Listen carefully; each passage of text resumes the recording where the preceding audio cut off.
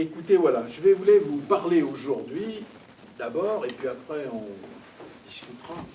Je voudrais vous parler d'une chose qui m'a toujours frappé, c'est que nous sommes, en tout cas pour ce qui me concerne moi, mes amis, nous sommes membres du Parti communiste, et que le Parti communiste est sans doute l'une des organisations en France qui parle le moins du communisme. Ce qui est bizarre quand même. Vous voyez, de quoi nous parlent les écologistes? Ils nous parlent d'écologie. De quoi nous parlent les féministes? Elles nous parlent du combat des femmes et du combat des femmes qui ne se limite pas aux femmes puisqu'il est universel, etc. Bon. Et nous, on ne parle pas du communisme. Et moi, je pense qu'aujourd'hui, il faudrait se décider à en parler. Pas en parler comme on en a parlé dans l'histoire, mais en parler pour aujourd'hui. Et c'est de ça dont je voudrais vous parler ce soir. C'est de ça que j'examine dans mes deux bouquins, là, les deux derniers plutôt. Un qui s'appelle « Le communisme a de l'avenir si on le libère du passé ». Et ça, il est plutôt tourné vers l'histoire. Je suis philosophe, donc, vous voyez, j'ai beaucoup travaillé la question de la pensée de Marx, enfin des grands penseurs de ces courants-là, Hegel, Marx, etc. Et l'histoire, évidemment, importante, l'histoire du XIXe siècle, puisque le communisme, le combat communiste naît comme force politique au XIXe siècle, et puis le XXe derrière. Et puis ça, mon dernier bouquin, Sortir du capitalisme, alors c'est surtout de celui-là que je vais vous parler ce soir, ça s'appelle Actualité et urgence du communisme. Vous voyez, donc il y en a un qui est tourné vers le passé et l'autre qui est tourné vers le présent. Voilà. Alors, je vous résume d'abord ce que je voudrais vous montrer ce soir, puis après je vais le reprendre en détail. Vous voyez, un bon pédagogue. Enfin, j'espère que vous me le direz. Voilà. Alors, d'abord, premièrement, pourquoi faut-il, première question que j'examinerai, pourquoi faut-il sortir du capitalisme? Et est-ce que ça a un sens, ce mot d'ordre? Deuxièmement, pourquoi faut-il en sortir autrement qu'au XXe siècle, où cette tentative de sortie a eu lieu sous le nom de socialisme? Et puis, troisième question, pourquoi peut-on désormais en sortir au XXIe siècle dans des conditions nouvelles par rapport à celles du XXe et en le pensant de manière nouvelle? Et c'est ça que je voudrais essayer de vous apporter ce soir.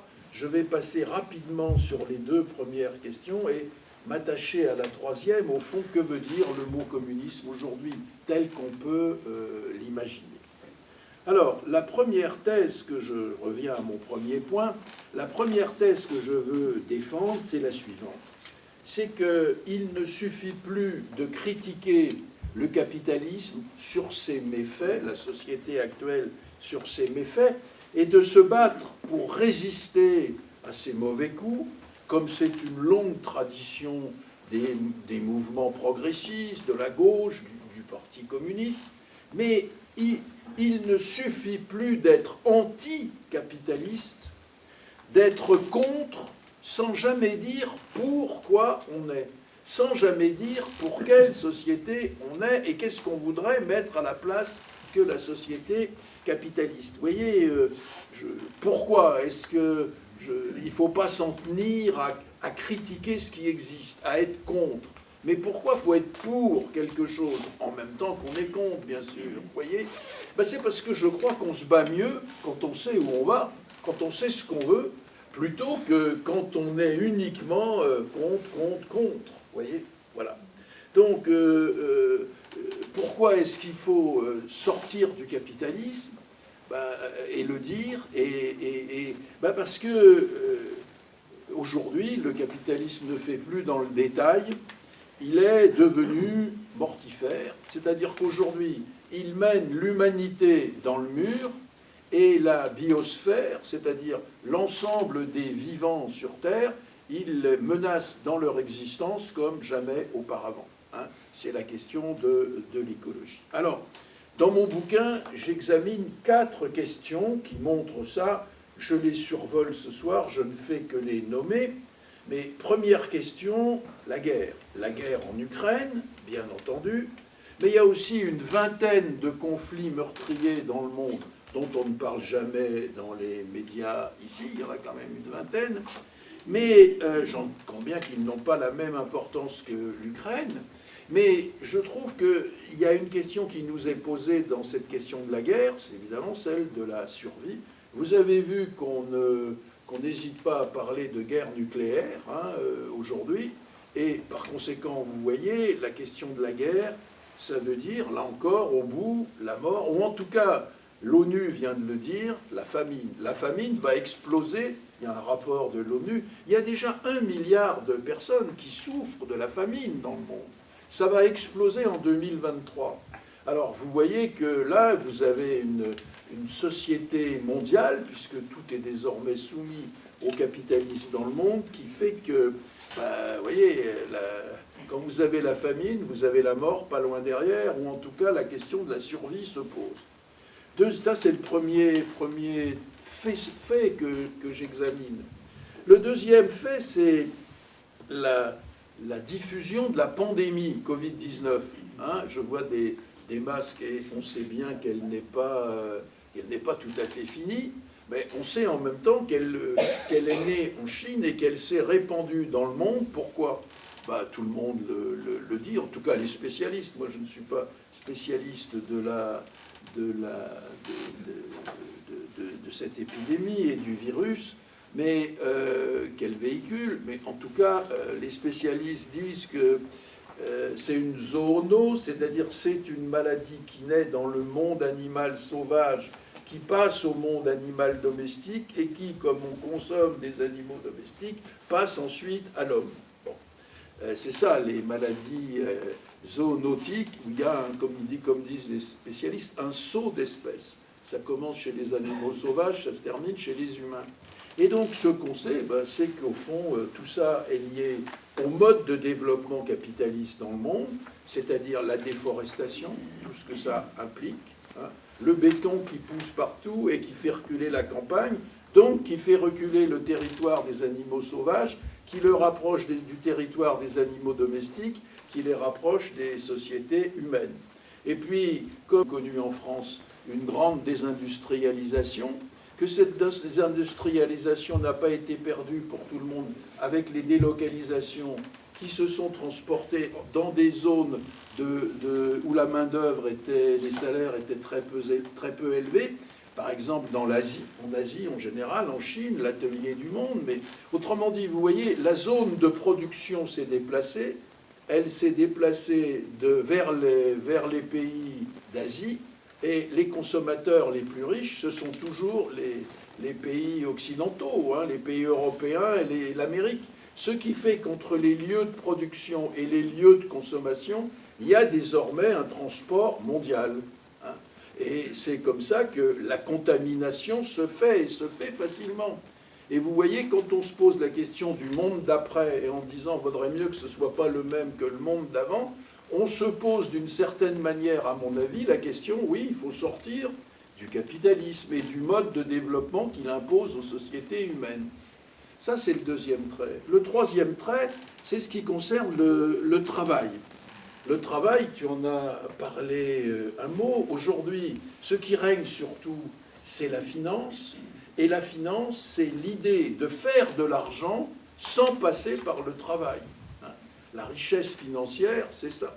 Faire de l'argent sans passer par le travail. Et par conséquent, en essayant de réduire constamment le coût du travail et donc la place de la masse salariale dans les réalités économiques du moment. Et donc, par conséquent, vous voyez, aujourd'hui, qu'est-ce qu'on présente comme travail vraiment moderne, vraiment new look, vraiment d'aujourd'hui? C'est ce que tu appelais l'ubérisation. L'Uber ou Deliveroo, c'est-à-dire ce que l'anthropologue américain David Graeber a appelé les bullshit jobs. Je ne sais pas si vous avez vu ça, ça veut dire les petits boulots de merde, si on traduit mot à mot. Voilà. les bullshit jobs.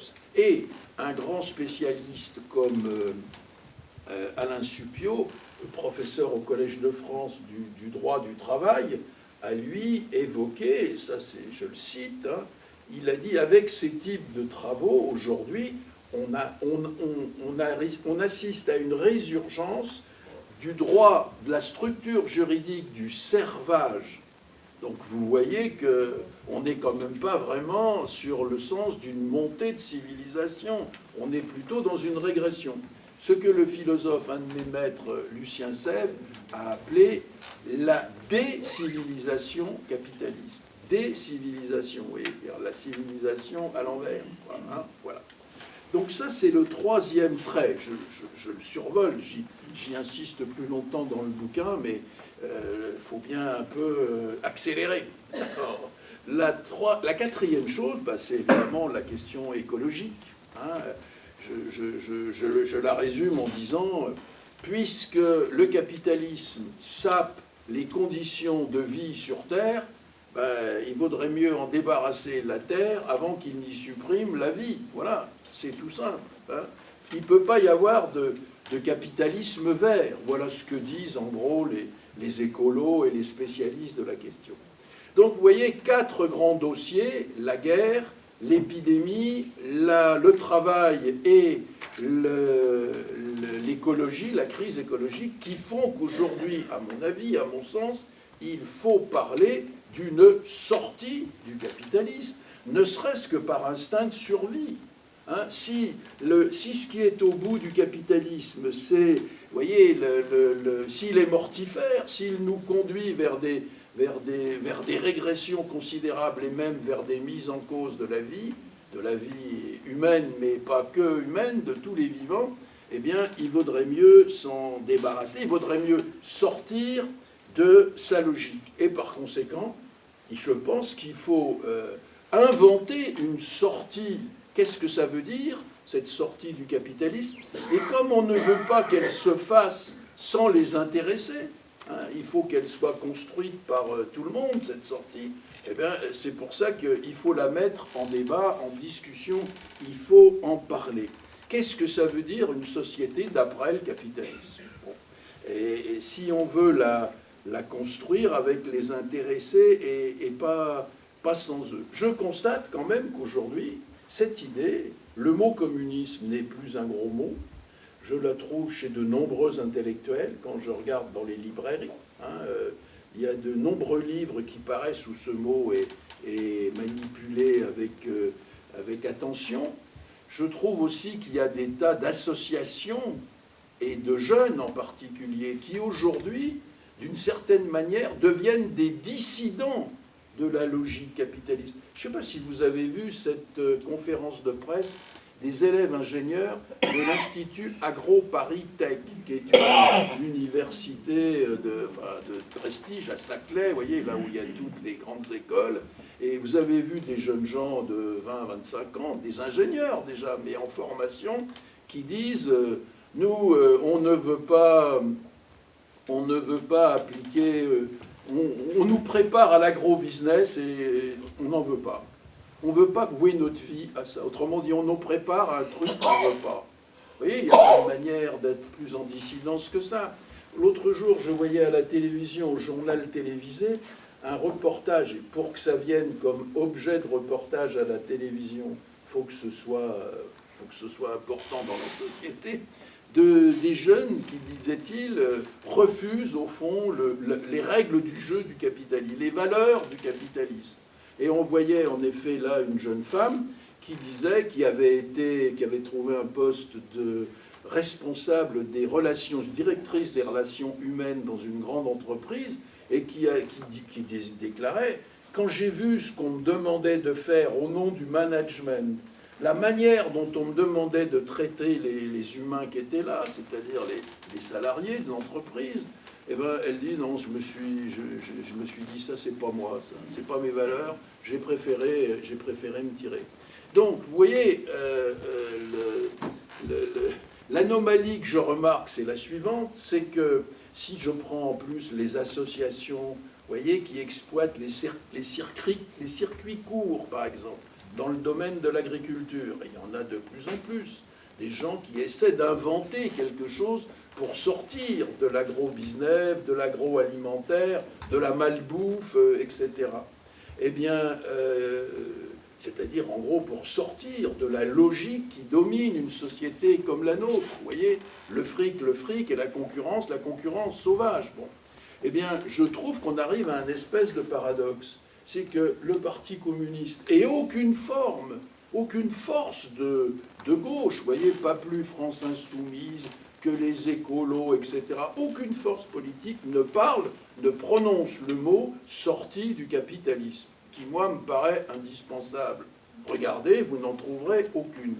Et à l'inverse, je trouve que dans la société, il y a des tas de gens, des jeunes en particulier, qui sont sur une logique de sortie du capitalisme, qui d'ailleurs, pour certains, le disent et l'écrivent. Mais si vous leur dites, bah alors, vous voulez sortir du capitalisme, donc vous êtes pour le communisme, et vous dites, ah non, s'il vous plaît, pas de politique.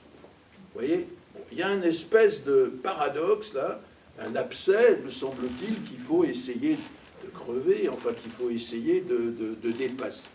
Ça, c'est mon premier point. Pourquoi sortir du capitalisme? Parce que on n'a pas le choix, il suffit plus de le critiquer, il suffit plus seulement d'essayer de le moraliser, de l'améliorer, etc. Il faut en finir avec lui, puisqu'il veut en finir avec nous. Voilà, avec nous et les autres formes de vivants. Alors le deuxième point, c'est que sortir du capitalisme, on ne m'a pas attendu pour essayer de le faire. Hein. Je disais tout à l'heure, le combat pour sortir du capitalisme, pour inventer une autre société que la société capitaliste, ça a d'abord été quelque chose qu'on a appelé une utopie. Hein. Les utopies, il y en a depuis très longtemps, des penseurs qui imaginent une société juste. Vous voyez, on pourrait même remonter à Platon dans la République. Donc ça fait, Platon, c'était 500 ans, 450 ans avant Jésus-Christ. Vous voyez, il y a la Bible, il y a Thomas More qui a écrit un livre qui s'appelle justement l'Utopie, etc. Bon.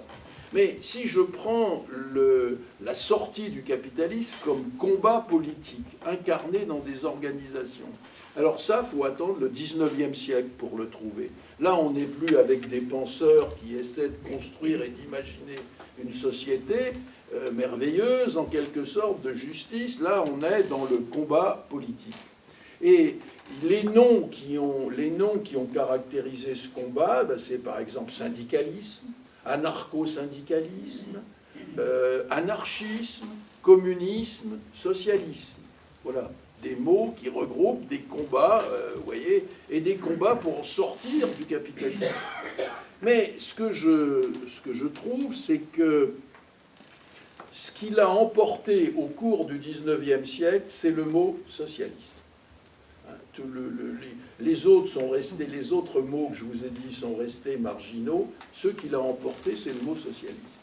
Et alors, le mot socialisme, il a longtemps été porté par des partis qui se sont appelés justement des partis socialistes ou des partis sur la social-démocrate.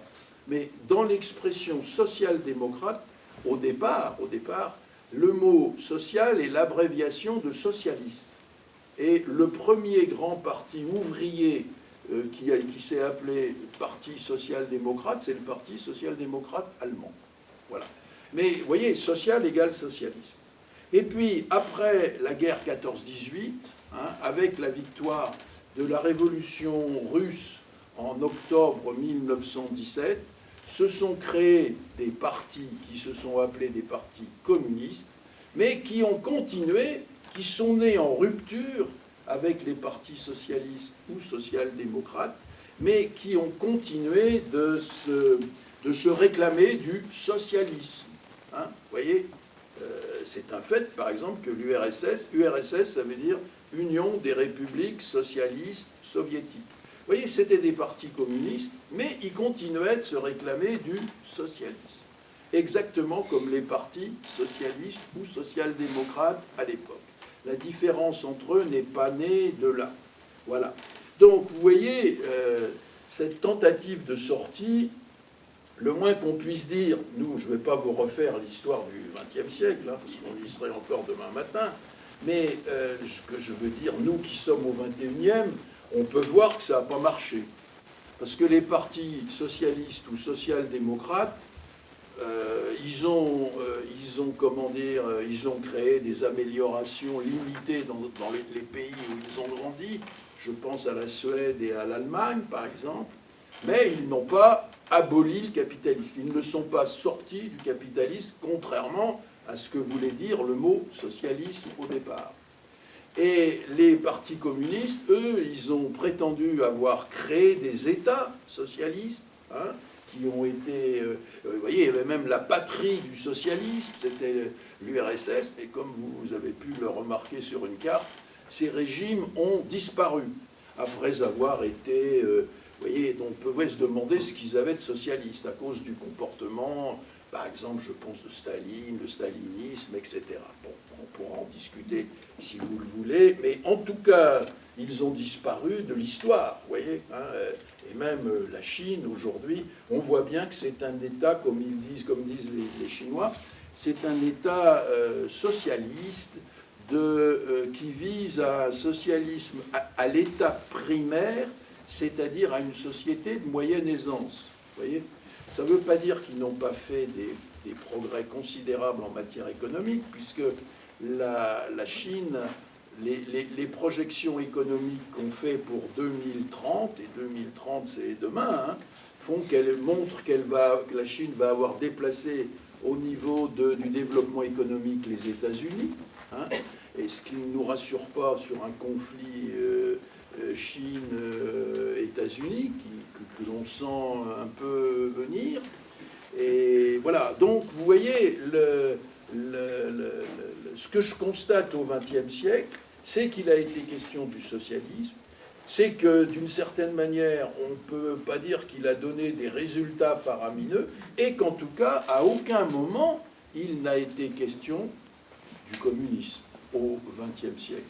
La preuve, c'est que même les partis qui s'en réclamaient, qui s'en réclament toujours, eh bien, je pense donc au Parti communiste. Moi, je ne sais pas si vous vous souvenez, mais en tout cas, les plus anciens, les têtes chenues comme la mienne, se doivent se souvenir que, par exemple, quand on a signé, les forces de gauche ont signé le programme commun de gouvernement en 1972, vous voyez, ça fait 50 ans, donc c'est pour ça que j'en exclus certains qui n'ont pas connu cette période. Eh bien, ce que je veux dire, c'est que le Parti communiste, à ce moment-là, disait « Nous sommes, grâce au programme commun, nous allons construire une démocratie avancée ouvrant la voie au socialisme. » Peut-être vous vous souvenez de cette formule « ouvrant la voie au socialisme ». Bon, et le communisme, il n'en était pas question. Donc, la question que je tire, moi, de l'examen du XXe siècle, c'est que c'est un échec, ou en tout cas, un échec, ou en tout cas, oui, les résultats décevants du socialisme, mais qu'à aucun moment on n'a parlé du communisme. Et donc, le mot communisme, eh bien, il garde, tel que le pensait Marx, en tout cas, il garde évidemment toute son actualité, puisqu'on peut dire qu'il n'a jamais, ni nulle part, été essayé. Alors voilà, c'est là où j'en reviens à mon problème, puisqu'il n'a jamais été essayé, et que je vous dis qu'il est d'actualité, ben, si on lit Marx aujourd'hui, peut-être qu'on va trouver des raisons de dire qu'il faut, en quelque sorte, suivre des nouvelles pistes qui n'ont pas été suivies au XXe siècle, inventer un communisme d'un nouveau genre, et qui sera celui du XXIe siècle. Voilà. Alors, j'imaginais de prendre ici toute une série de citations de Marx, mais je ne veux pas vous encombrer la tête de tout ça. Mais enfin, dans mon bouquin, je le fais... je fais un peu de pub quand même. Dans mon bouquin, je le fais abondamment. Donc, et j'ai essayé toujours... Je vous signale quand même au départ que je sais que tu as vu que tu as fait une lettre me présentant comme un intellectuel, mais qui ne parle pas comme un intello. Alors, Alors, c'est ça que tu as dit, hein? Alors, Ouais, le dernier. alors donc, je voulais vous dire que ces bouquins ont été écrits pour des militants, à la demande des militants du département où je réside, qui est la Seine-Saint-Denis, le 9-3, personne n'est parfait, et par rapport à Chartres, évidemment, au Loir-et-Cher, non, l'Eure-et-Loire, pas que je me gourre, le Loir-et-Cher. C'est voisin, c'est voisin. Oui, j'y étais il y a pas très longtemps, donc c'est pour ça que, voilà. Donc, vous voyez, l'idée, c'est d'être le plus simple possible, d'être en même temps fondamental, mais d'essayer de parler à tout le monde. Alors, voilà, je vais essayer aussi de le faire ce soir. Alors, vous voyez, je prends une citation de Marx sur le travail, et où il dit ceci: « La société trouvera son équilibre que du jour où elle tournera autour du travail son soleil. » Vous voyez, le travail, le soleil, autrement dit, si vous voulez, alors que dans une société capitaliste, c'est là en sens qu'on voit que le monde est à l'envers, le travail est soumis, et il est soumis parce qu'il est dans les mains du capital. Eh bien, Marx nous dit il faut inverser ça, il faut donner la souveraineté aux travailleurs. Souveraineté sur le travail, parce que le travail humain est lui seul. Le travail humain, c'est ce qui crée la valeur disponible dans une société. C'est ce qui lui permet d'exister, de se développer, etc. Le travail humain, il n'y a que lui qui crée la richesse, en quelque sorte, dans la société. Et par conséquent, puisque le travail, c'est ce qui crée la richesse et ce qui permet à la société de se développer, eh bien, il faut que le travail, la société tourne autour du travail, et pas le contraire. Au lieu que la société écrase le travail et l'épuise, il faut que ce soit le contraire, que celles et ceux qui travaillent soient souverains sur le travail. Alors, c'est ça que je veux dire. Si on se place dans l'optique de Marx, et je pourrais vous en dire quand même, je vais vous dire une citation que moi qui me plaît beaucoup. Hein. Il parle du communisme et il dit « C'est une forme de société supérieure dont le principe fondamental est le plein et libre développement de chaque individu. » Une société supérieure dont le principe fondamental est le plein et libre développement de chaque individu. Alors vous voyez, si c'est ça le communisme, alors vous comprenez pourquoi il n'en a pas été question au XXe siècle. Parce que les sociétés qui se sont réclamées du socialisme, quand même, n'étaient pas des sociétés où il y avait le plein et libre développement de chaque individu. Mais par contre, vous voyez combien aujourd'hui, quand je dis ça, en général, les gens disent, eh bien, ça serait super une société comme ça, ou qu'on pourrait construire et qu'on pourrait imaginer. Eh bien, Marx nous dit, pour aller dans ce sens, il faut une société où l'idée clé, c'est d'établir la souveraineté des travailleuses et des travailleurs sur le travail, sur leur travail concret, et sur le travail social en général, c'est-à-dire même celui qu'ils n'accomplissent pas eux-mêmes dans leur entreprise, vous voyez. Mais c'est ça l'idée. Le communisme, vous voyez, c'est bien autre chose que simplement donner à tous un salaire, un emploi ou une formation quand l'emploi fait défaut. C'est bien plus que de s'inquiéter des conditions de travail telles qu'elles existent. C'est poser la question du sens du travail dans la vie de chacun. La question du sens de travail, et c'est proposer de devenir le décideur de son travail et par là même le décideur de sa vie. Voilà, au fond, la grande ambition que je mets dans le mot communisme. Autrement dit, vous voyez, souvent, je vois que quand on parle du travail et qu'on parle des libertés, on met la liberté après le travail. Quand est-ce qu'on va se décider à se poser la question de la liberté dans le travail? La liberté pour les hommes et les femmes qui l'accomplissent. La question du sens pour eux de ce qu'ils font. Je vous disais tout à l'heure, il y a des jeunes qui disent, si c'est ça, si c'est pas mes valeurs, je me tire. Ben, c'est un peu cette question-là qu'il faut se poser, vous voyez. C'est-à-dire pas seulement, il faut avoir un travail à tout prix, bien sûr. Il faut avoir un salaire à tout prix, parce que c'est mieux que si on n'en a pas. Mais la question c'est, est-ce que je suis souverain, maître et décideur sur ce que j'accomplis, ou bien est-ce que ce que j'accomplis est toujours dépendant d'un autre, supérieur à moi, d'un patron, du capital, etc., etc. Vous voyez? Donc l'ambition du communisme, c'est celle-là. Vous voyez, j'ajoute d'un mot, si je dis sortir du capitalisme, vous pourriez me dire, mais sortir du capitalisme, c'est pas possible. Vous voyez, vous avez des gens qui essaient de vous persuader de ça. Par exemple, Alain Minc, je ne sais pas si vous admirez pas Alain Minc, c'est pas une grosse lacune. Hein, c'est un penseur du capital qui est un disciple de Macron, etc., et qui écrit des livres. Et alors, il a résumé ça en une formule en disant, mais le marché capitaliste est naturel comme la marée. Donc, demander de sortir du capitalisme, c'est comme si vous disiez on va arrêter la marée. Or, c'est naturel, ça a toujours été comme ça, ce sera toujours comme ça, vous voyez. Alors ça, c'est ce qu'on veut essayer de nous persuader. De même, on nous dira, ben, vous voulez sortir du capitalisme? Il y en a qui ont essayé au XXe siècle, demandez-leur ce qu'ils en pensent. La preuve, c'est qu'ils n'existent plus. L'URSS a disparu de la carte. Vous voyez? Bon. Alors, si on comprend bien cette manière de penser. Évidemment, on ne veut pas, dans les hautes sphères, on ne veut pas qu'on imagine quelque chose qui serait après et qui permettrait d'en sortir.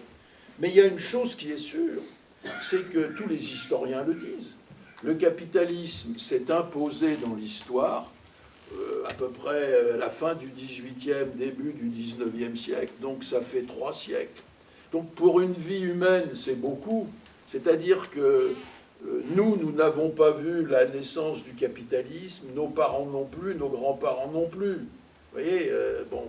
Mais le capitalisme n'a pas toujours existé. Et donc, s'il n'a pas toujours existé, il est tout à fait raisonnable et rationnel de s'imaginer qu'il n'existera pas toujours. Vous voyez, ça existe. L'histoire n'est même peuplée que de ça. Des civilisations qui grandissent, puis qui disparaissent, qui s'effondrent, etc., etc. Vous voyez? Donc, l'idée d'une sortie du capitalisme n'est pas du tout ni stupide, ni folle, vous voyez, à condition qu'on se mette bien dans l'état d'esprit que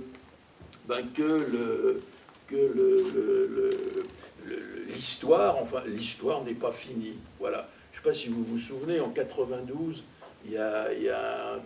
l'URSS a disparu, a été rayé de la carte en 1991. En 1992, il y a un livre triomphant, best-seller mondial, qui est sorti aux États-Unis d'un universitaire, enfin on nous l'a présenté comme un universitaire américain, en réalité c'était plutôt un gars qui avait travaillé à la CIA, enfin bon, comme on ne sait pas trop et on croit ce qu'on nous dit ici, ben vous voyez, et il avait écrit ce livre, ça s'appelait « La fin de l'histoire ». La fin de l'histoire, ça ne voulait pas dire il n'y aura plus de jours qui vont succéder aux nuits, tout ça s'arrêter. Non, non, ça voulait dire, voilà, le capitalisme n'a plus d'adversaire, il a gagné la partie, et donc il est là pour toujours. Ben, nous, notre problème aujourd'hui, quand on voit où nous mène le capitalisme, c'est de dire, ben, vaudrait mieux que ce ne soit pas la fin de l'histoire, parce que sinon on est mal barré, vous voyez? Bon, voilà. Donc c'est ça que je veux dire. Alors, comment est-il possible d'imaginer une sortie du capitalisme? Alors, c'est là où Marx nous dit le capitalisme qui le rend friable et fragile, c'est qu'il produit des contradictions, c'est-à-dire des chocs de contraires, vous voyez. Il n'a pas un développement harmonieux. Par exemple, il y a une chose que vous savez, il a capturé le travail des humains, regardez partout dans le monde maintenant, tout le monde est au travail, hein, et au travail dans un régime capitaliste. Mais il a capturé le travail des humains, il a permis de le développer, mais en même temps, les richesses produites par ces humains, ce sont toujours les mêmes qui se les accaparent, et on a aujourd'hui des inégalités absolument béantes. Vous avez des individus qui sont plus riches que des États, vous avez des entreprises qui sont plus fortes que des États, ce qu'on appelle les GAFAM, hein, en particulier, mais ce n'est pas les seuls, ouais, les GAFAM, Google, Amazon, etc., hein, Facebook, bon. Eh bien, voilà une contradiction. D'un côté, le capitalisme permet une production de richesse considérable, mais cette richesse est confisquée, et en même temps, aujourd'hui, je disais tout à l'heure, il y a 1 milliard de types qui souffrent de famine, et il y a combien de milliards de gens qui n'ont rien dans le monde, même s'ils ne souffrent pas de famine, en tout cas qui ne vivent pas bien. Hein, vous voyez, quand même 3 milliards, on est 8. Il y a 3 milliards qui n'ont aucune propriété, rien du tout, qui sont dans l'univers comme, vous voyez, des voyageurs sans bagages. Donc c'est, voilà une contradiction. On produit beaucoup de richesses, mais on produit en même temps une formidable pauvreté. Vous voyez, voilà une contradiction. Et bien c'est ça qui permet, c'est qu'au bout d'un moment, cette contradiction, tout le monde la remarque.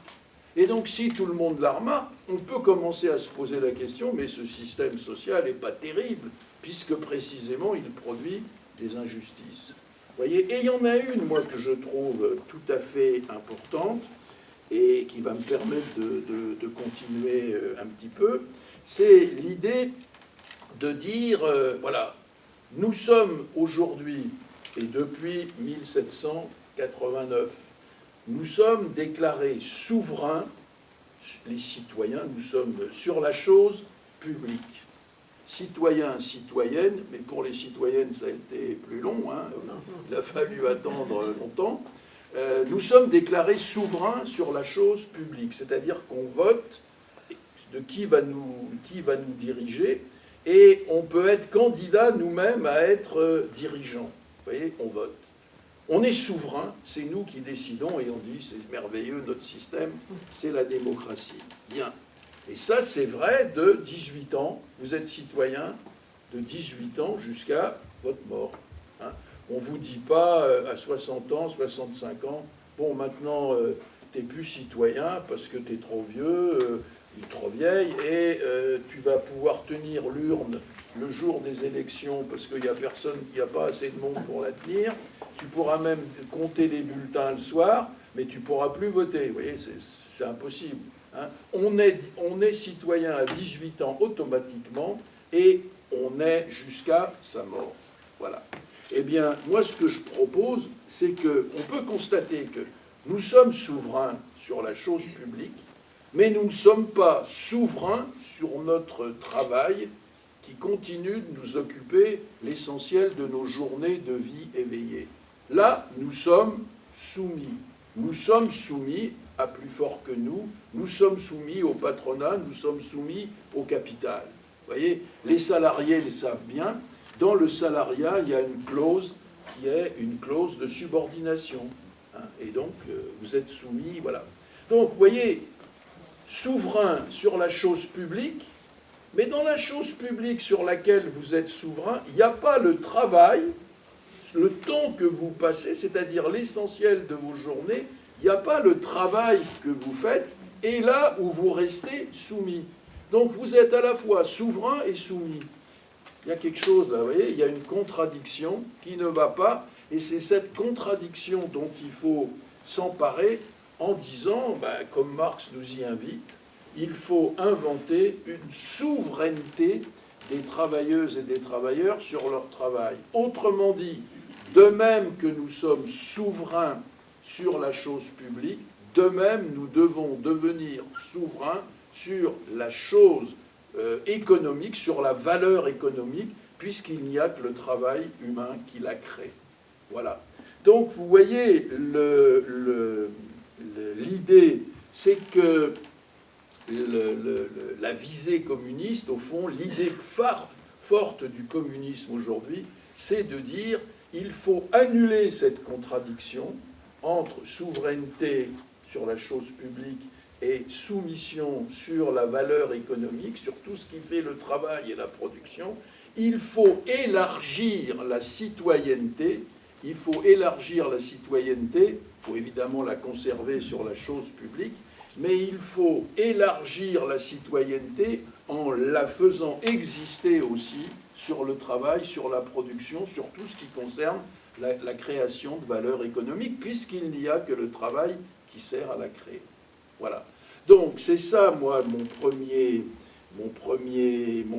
point, c'est il faut établir il faut élargir la citoyenneté telle que nous la connaissons dans la société d'aujourd'hui, et je trouve que ce serait ça le combat communiste aujourd'hui. Il faut l'élargir et faire en sorte qu'elle soit comme la citoyenneté, c'est-à-dire qu'à 18 ans, on soit reconnu comme ayant une qualification qui vous est donnée par la société, qui vous permet d'être qualifié à niveau 1, 18 ans, jusqu'à votre mort. Et si vous êtes qualifié, si vous êtes reconnu comme travailleur, producteur de valeur, dans ce cadre-là, 18 ans jusqu'à votre mort, ça veut dire que vous avez un salaire à vie. Voilà. C'est ça, moi, l'idée qui me paraît importante et l'idée qui me paraît forte sur la question de l'actualité du communisme aujourd'hui. Vous voyez, dépasser la contradiction entre la souveraineté sur la chose publique, qui est inclue dans la notion de citoyenneté, en développant la citoyenneté et en la faisant advenir sur les questions économiques. C'est-à-dire en nous rendant souverains, là aussi. Souverains sur la chose publique, souverains sur la chose économique, dans les mêmes conditions. Citoyenneté de 18 ans à notre mort. Vous voyez, et ça change énormément, évidemment, la donne. Hein. Voilà. Mais c'est quelque chose, et alors, vous allez le voir, c'est là où je vais y arriver,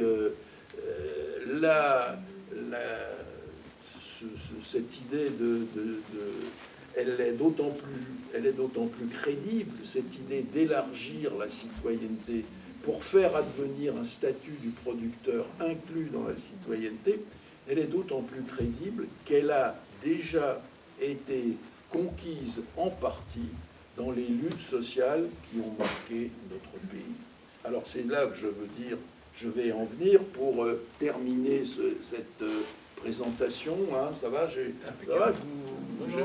encore un quart d'heure, 20 minutes. Voilà, je vais finir comme ça. Voilà. Là, je vais évoquer ce que des sociologues, des chercheurs, je pense à des gens comme Bernard Friot, vous avez peut-être entendu ce nom.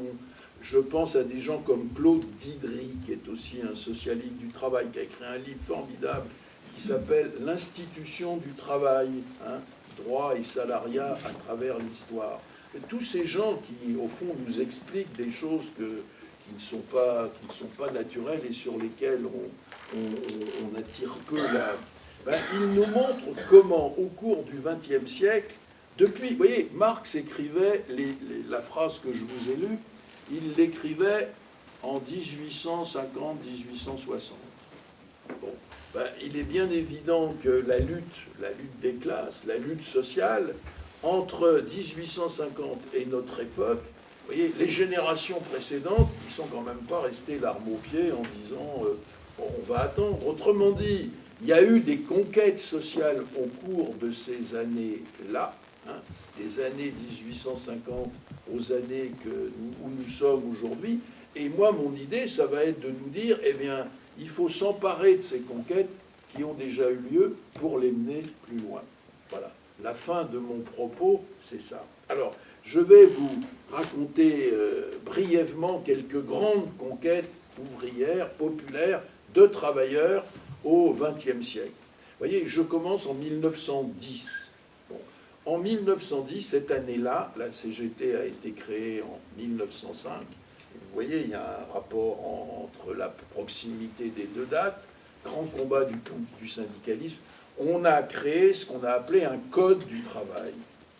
Un Code du travail, que par ailleurs on veut évidemment foutre en l'air aujourd'hui. On vous avait entendu qu'on parle de ça. Le Code du travail. Le Code du travail, ça veut dire quoi? Ben, ça veut dire qu'avant 1910, c'était les capitalistes qui décidaient de ce qu'ils voulaient en matière de travail. Et il n'y avait pas de code d'organisation. Tandis que là, en 1910, code du travail, un peu comme le code de la route, tout n'est plus possible sur la route. Eh bien là, le code du travail, ça veut dire qu'en effet, on va définir des règles et des obligations qui vont instituer, qui vont faire exister le travail comme une réalité où tout n'est pas possible en matière de travail.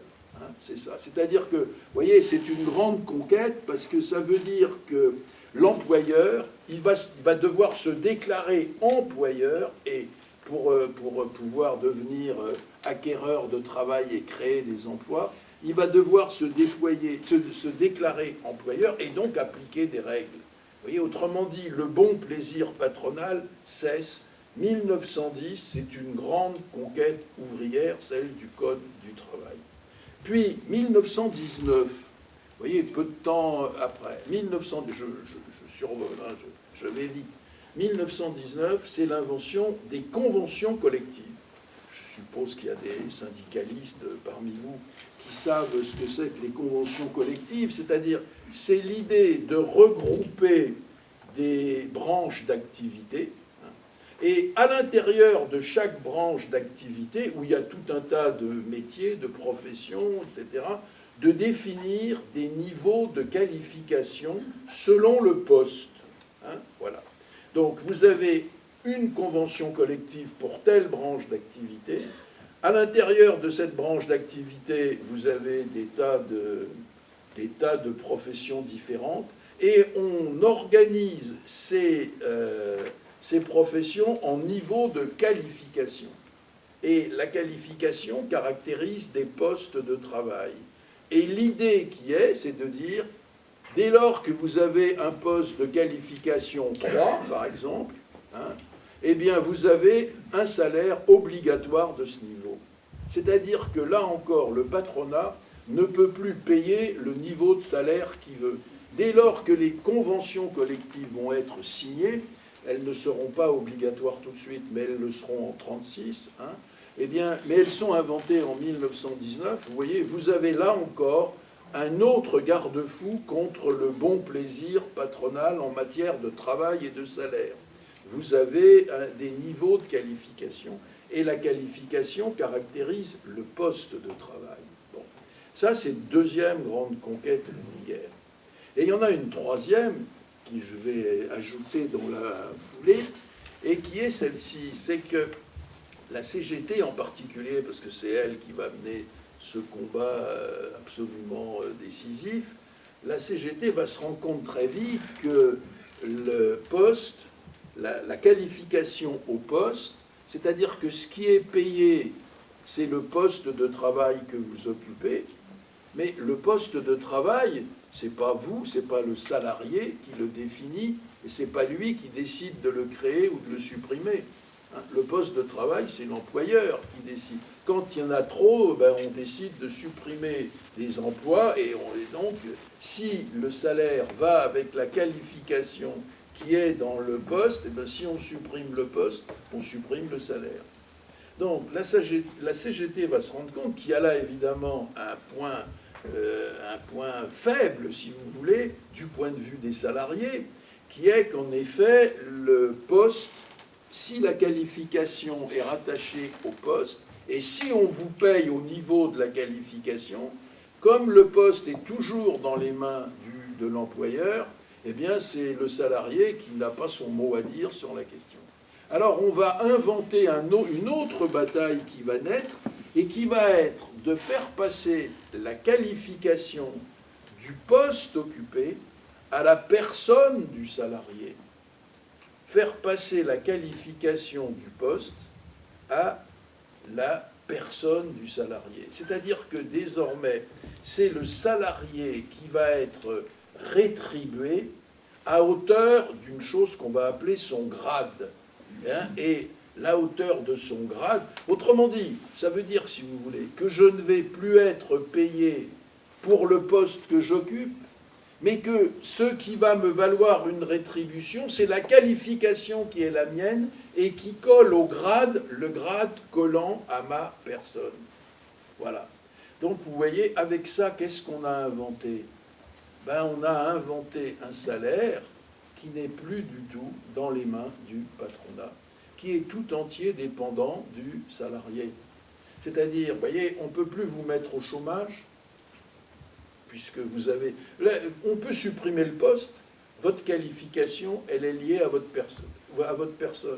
Par conséquent, on vous doit toujours la qualification. On vous doit toujours le salaire qui est lié à cette qualification. Vous voyez, donc, vous ne dépendez plus du marché, vous ne dépendez plus de la soumission au patronat.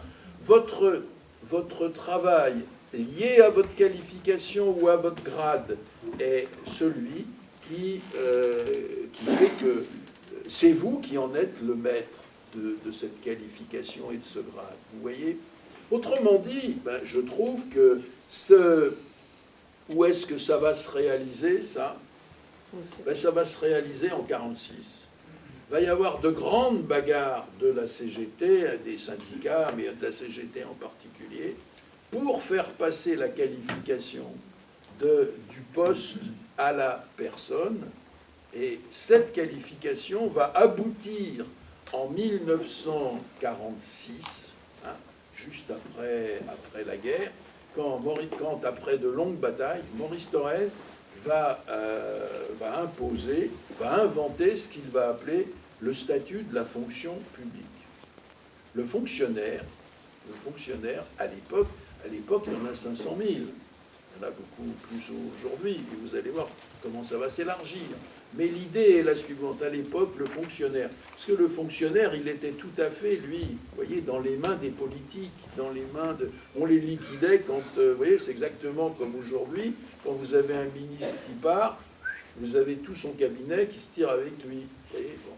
Alors, l'idée du fonctionnaire, ça a été de protéger les fonctionnaires, de leur attribuer un grade, et ce grade, une fois qu'il est, de le rattacher à leur personne, et alors, du même coup, ils ne pouvaient plus connaître le chômage, et ils ne pouvaient plus connaître qu'une progression dans la qualification. Donc, vous voyez, le statut de la fonction publique, c'est un véritable coup de tonnerre, si vous voulez, dans ce qu'on peut bien appeler un salaire totalement sorti des mains du capitaliste.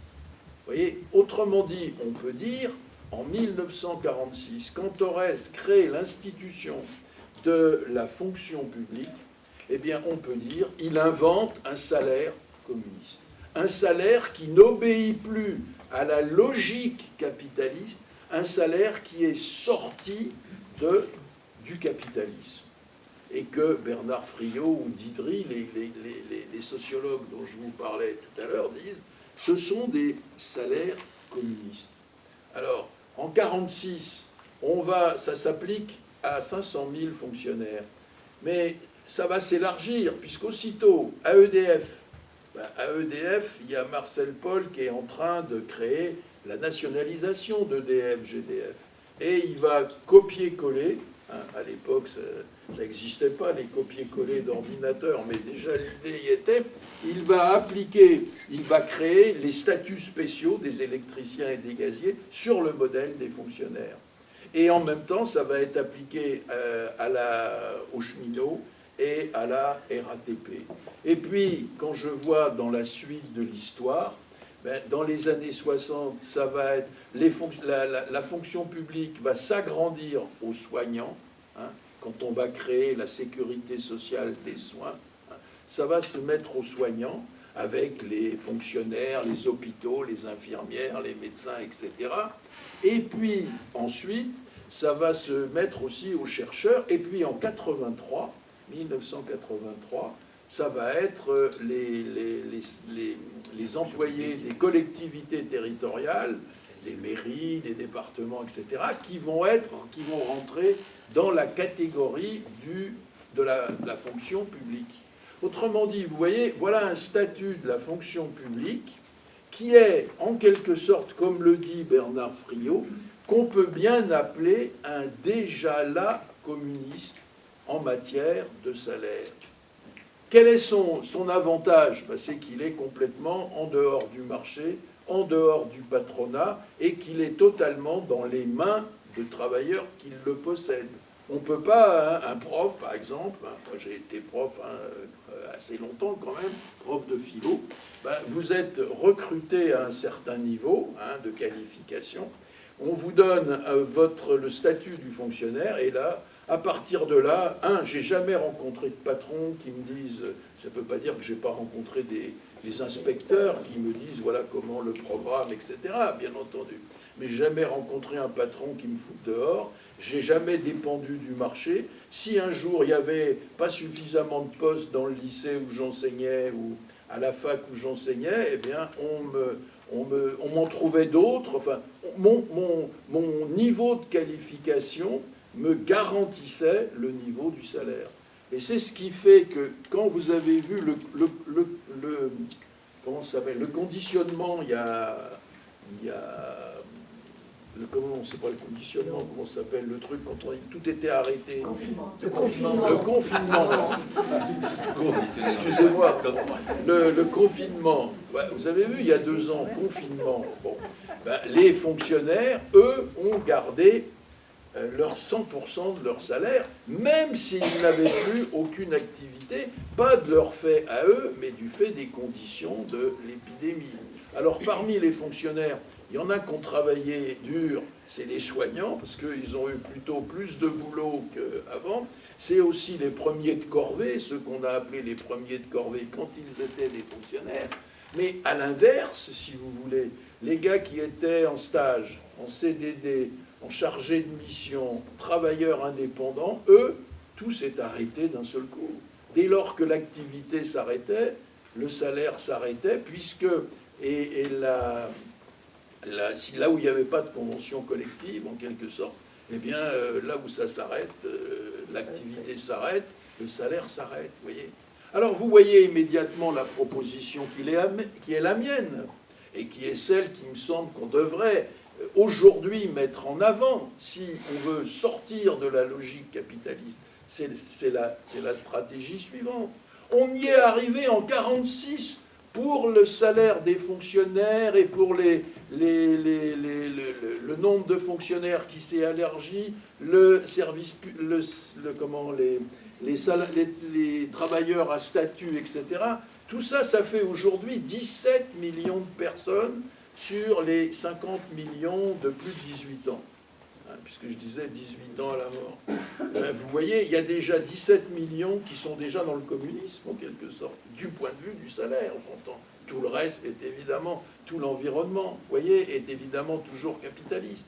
Mais vous voyez, on peut en quelque sorte inculquer, imprimer de la logique non capitaliste, au contraire au capitalisme, à l'intérieur même du capitalisme. On peut faire pousser du communisme à l'intérieur du capitalisme. Et vous voyez, nous, notre boulot aujourd'hui, c'est quoi? C'est d'élargir le nombre de ces salariés à vie, de ce qu'on appelle les salariés à la qualification personnelle. C'est le terme par où on les désigne. Vous voyez, quand je vous disais tout à l'heure la souveraineté des travailleuses et des travailleurs sur leur travail et sur le travail social, eh bien, voilà une manière d'y parvenir. Et mon idée est celle-ci. C'est d'autant plus réaliste qu'on peut sortir du capitalisme, qu'on l'a déjà fait dans ces années-là, et qu'aujourd'hui, on voit bien qu'on aurait intérêt à le faire, et à prolonger, autrement dit, ce qui a été déjà gagné. De même, dans ces années-là, en même temps, les années 45, vous avez le régime général de sécurité sociale. Bon, Ambroise Croizat. Là encore, vous avez quoi? Vous avez un régime social qui vous met de la sécurité. le propre de la vie humaine dans le capitalisme, c'est quoi? C'est l'insécurité, au contraire. Puisque si le marché se rétracte, si vous êtes dans une entreprise qui produit un truc et que d'un seul coup le marché se rétracte sur ce produit, hop, les actionnaires se tirent et vous avez, vous êtes d'un seul coup mis en insécurité. Bon. Eh bien, la sécurité sociale, ça veut dire que le régime unique de sécurité sociale, ben, c'est un régime qui institue pour tous les salariés une vie mise en sécurité par la création d'une caisse unique pour l'ensemble de questions relevant de la famille, de la santé, de la vieillesse, des accidents de travail et des maladies professionnelles. Tout ça est mis en sécurité. Et mis en sécurité sous la forme d'une cotisation, et tout ça est financé par un taux interprofessionnel de cotisation unique, et c'est géré par les travailleurs eux-mêmes, par des caisses de sécurité sociale dont les travailleurs sont en quelque sorte les électeurs. Alors vous voyez, ça va faire en sorte que vous avez là, dans ce régime général de sécurité, alimenté, c'est ce qui va constituer ce qu'on appelle parfois le salaire indirect, eh bien vous avez là une somme d'argent considérable. En 1947, vous voyez, vous avez un tiers de la masse salariale du pays qui relève de la sécurité, du régime général de sécurité sociale. Puis ça va devenir, en 1960, plus que le budget de l'État. Autrement dit, vous avez là de l'argent qui est géré par les travailleurs eux-mêmes, par les salariés eux-mêmes, et cet argent, ben, ils l'utilisent pour le bien commun, pour une sécurité de la vie qui n'a rien à voir avec la vie en dehors de ça, dans une société capitaliste. Vous voyez?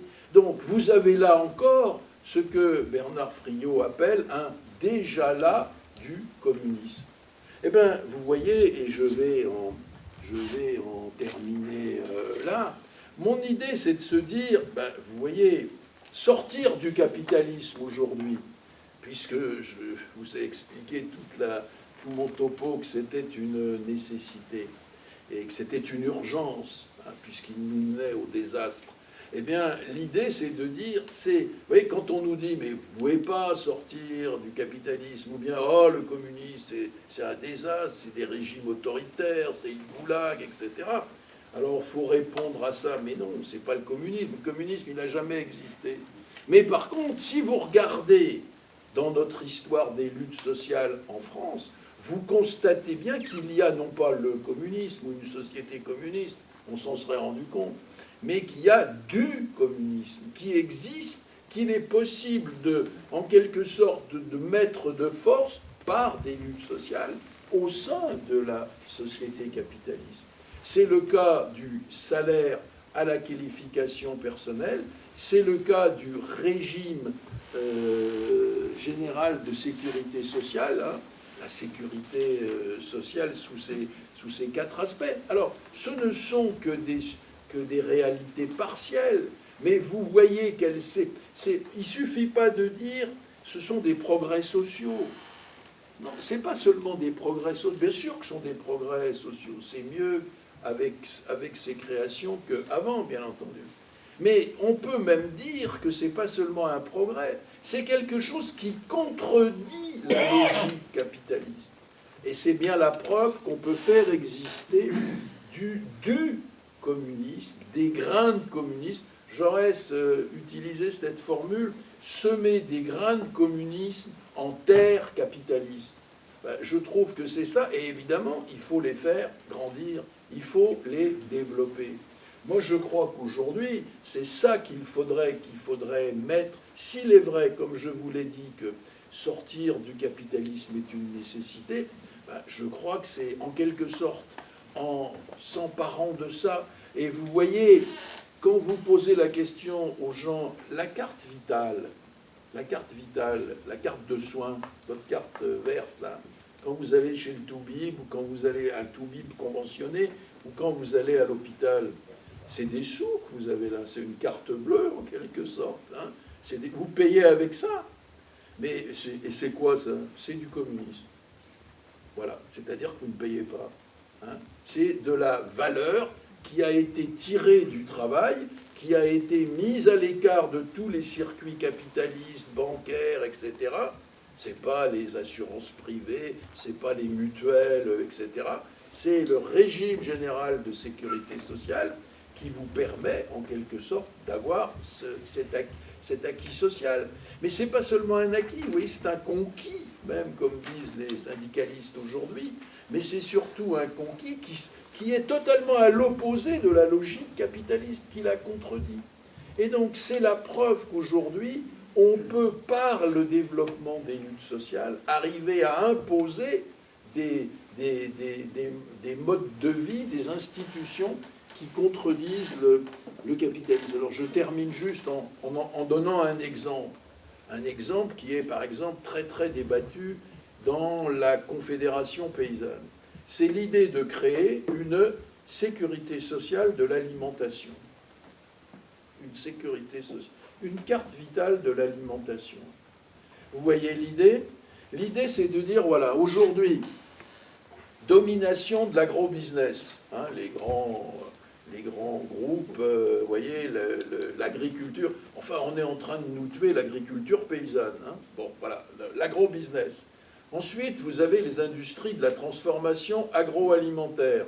Et c'est comme ça que vous vous retrouvez avec des lasagnes où il y a du cheval à l'intérieur. Bon, par exemple, vous avez vu cette histoire. Bon. Donc, l'agroalimentaire. Ensuite, vous avez les grands groupes de la distribution. Carrefour, Leclerc, etc., qui font ce qu'ils veulent et qui font qu'un paysan aujourd'hui n'arrive plus à gagner sa vie s'il veut se maintenir dans le bio, etc. Et puis à l'arrivée, qu'est-ce que vous avez dans vos assiettes? De la malbouffe. Eh bien, si on décidait de s'en prendre à toute cette chaîne de l'alimentation, du sommet jusqu'à nos assiettes, et en disant, voilà, on va créer une sécurité sociale de l'alimentation, avec d'une part donc des augmentations de salaire. Les augmentations de salaire, tout le monde dit qu'elles sont nécessaires, tout le monde se bat aujourd'hui. Eh bien, au lieu que ce soit des salaires qui sont payés en augmentation, en prime sur vous voyez, des primes exceptionnelles, donc sur le bulletin de paye, on va les mettre dans une caisse de la sécurité sociale alimentaire. Avec ça, on va pouvoir distribuer du fric à des paysans qui ont décidé d'appliquer les principes alternatifs au capitalisme, une logique non capitaliste dans l'agriculture, et puis on va un peu arriver à faire en sorte que les gens vont aller chez ces paysans, chez ces distributeurs, et qui ne seront plus Carrefour, etc., mais qui sont exactement comme les médecins conventionnés dans la sécurité sociale des soins, hein, vous savez, là où vous ne payez pas. Bon, eh bien, si vous avez ça, si vous le faites grandir, vous obtenez une sécurité sociale et vous obtenez que Carrefour et Leclerc et d'autres, Mammouth, machin, etc., ils voient leur pouvoir reculer. Et vous voyez, ainsi, on inscrit du non-capitaliste dans le capitalisme. Et si on prend d'autres... Alors, il y a déjà des associations qui travaillent là-dessus. Je disais la Confédération paysanne, ils sont à fond là-dessus. Bon, moi, je trouve que c'est avec eux avec eux et d'autres, qu'il faut discuter et débattre. Parce que, vous voyez, d'autres sécurités sociales sont envisageables. Sécurité sociale du logement, sécurité sociale de l'eau, une sécurité sociale du transport, une sécurité sociale du grand âge et de la fin de vie. Et quand on voit ce qui se passe dans les EHPAD, etc., vous voyez. Bon, voilà des exemples. Mais vous voyez, l'exemple, c'est de dire, il n'y a pas tout à inventer en matière de communisme. Prenons des choses dans notre histoire qui ont marché. La sécurité sociale, le régime général de sécurité sociale tel qu'il a été inventé en 1946 par Croizat, c'est quelque chose qui a permis de créer dans les années 60 la sécurité sociale du soin, c'est-à-dire qu'à ce moment-là, on a couvert... Vous voyez, avant, les hôpitaux, c'était quand même plutôt des... Avant 1960, évidemment, vous ne vous en rappelez pas, mais c'était quand même plutôt des mouroirs, il y en avait très peu. La médecine n'était pas remboursée, ou très peu, ou quoi, ou qu'est-ce. Et là, on a créé des hôpitaux, on a créé les CHU, on a créé des hôpitaux dans les villes, on a créé des CHU, on a créé un lien des hôpitaux avec la recherche médicale. On a eu pendant tout un temps ce que des classements internationaux nous disaient être le meilleur régime de système de soins au monde. Évidemment, maintenant, on a vu pendant le confinement à quel point ça avait été mis en cause, saboté, etc. Bon. Mais vous voyez, moi j'ai vu des soignants pendant le confinement qui m'ont dit c'est super parce que pendant le confinement c'est nous qui décidons, c'est pas l'administration. Bon. Ben, vous voyez, c'est ça qu'au fond on veut, c'est que dans tout ce mouvement-là, il y a une démocratisation considérable de la société. Vous voyez, la politique, ça ne se joue pas uniquement avec les élections et le jour venu pour élire des dirigeants, un État avec des ministres, etc. Ça se joue tous les jours. Il faut gagner. Vous voyez, toute cette intelligence collective là, qui existe dans le pays, dans des associations, il faut la mobiliser, la structurer pour qu'elle s'exprime dans une vie politique totalement démocratisée. Parce que, évidemment, tous ces systèmes-là, vous voyez bien, il faut qu'ils soient, pour qu'ils soient communistes, il faut qu'ils soient dans la main des intéressés, c'est-à-dire des travailleurs et des travailleuses, bien entendu. Donc, vous voyez, ça veut dire descente de la vie politique, descente vers le bas, et non pas concentration vers le haut, vers le Parlement, vers le président, etc. Je ne dis pas que tout ça n'est pas nécessaire. Mais vous voyez, il faut que le haut soit au service et à l'écoute du bas, et pas le contraire. Voilà.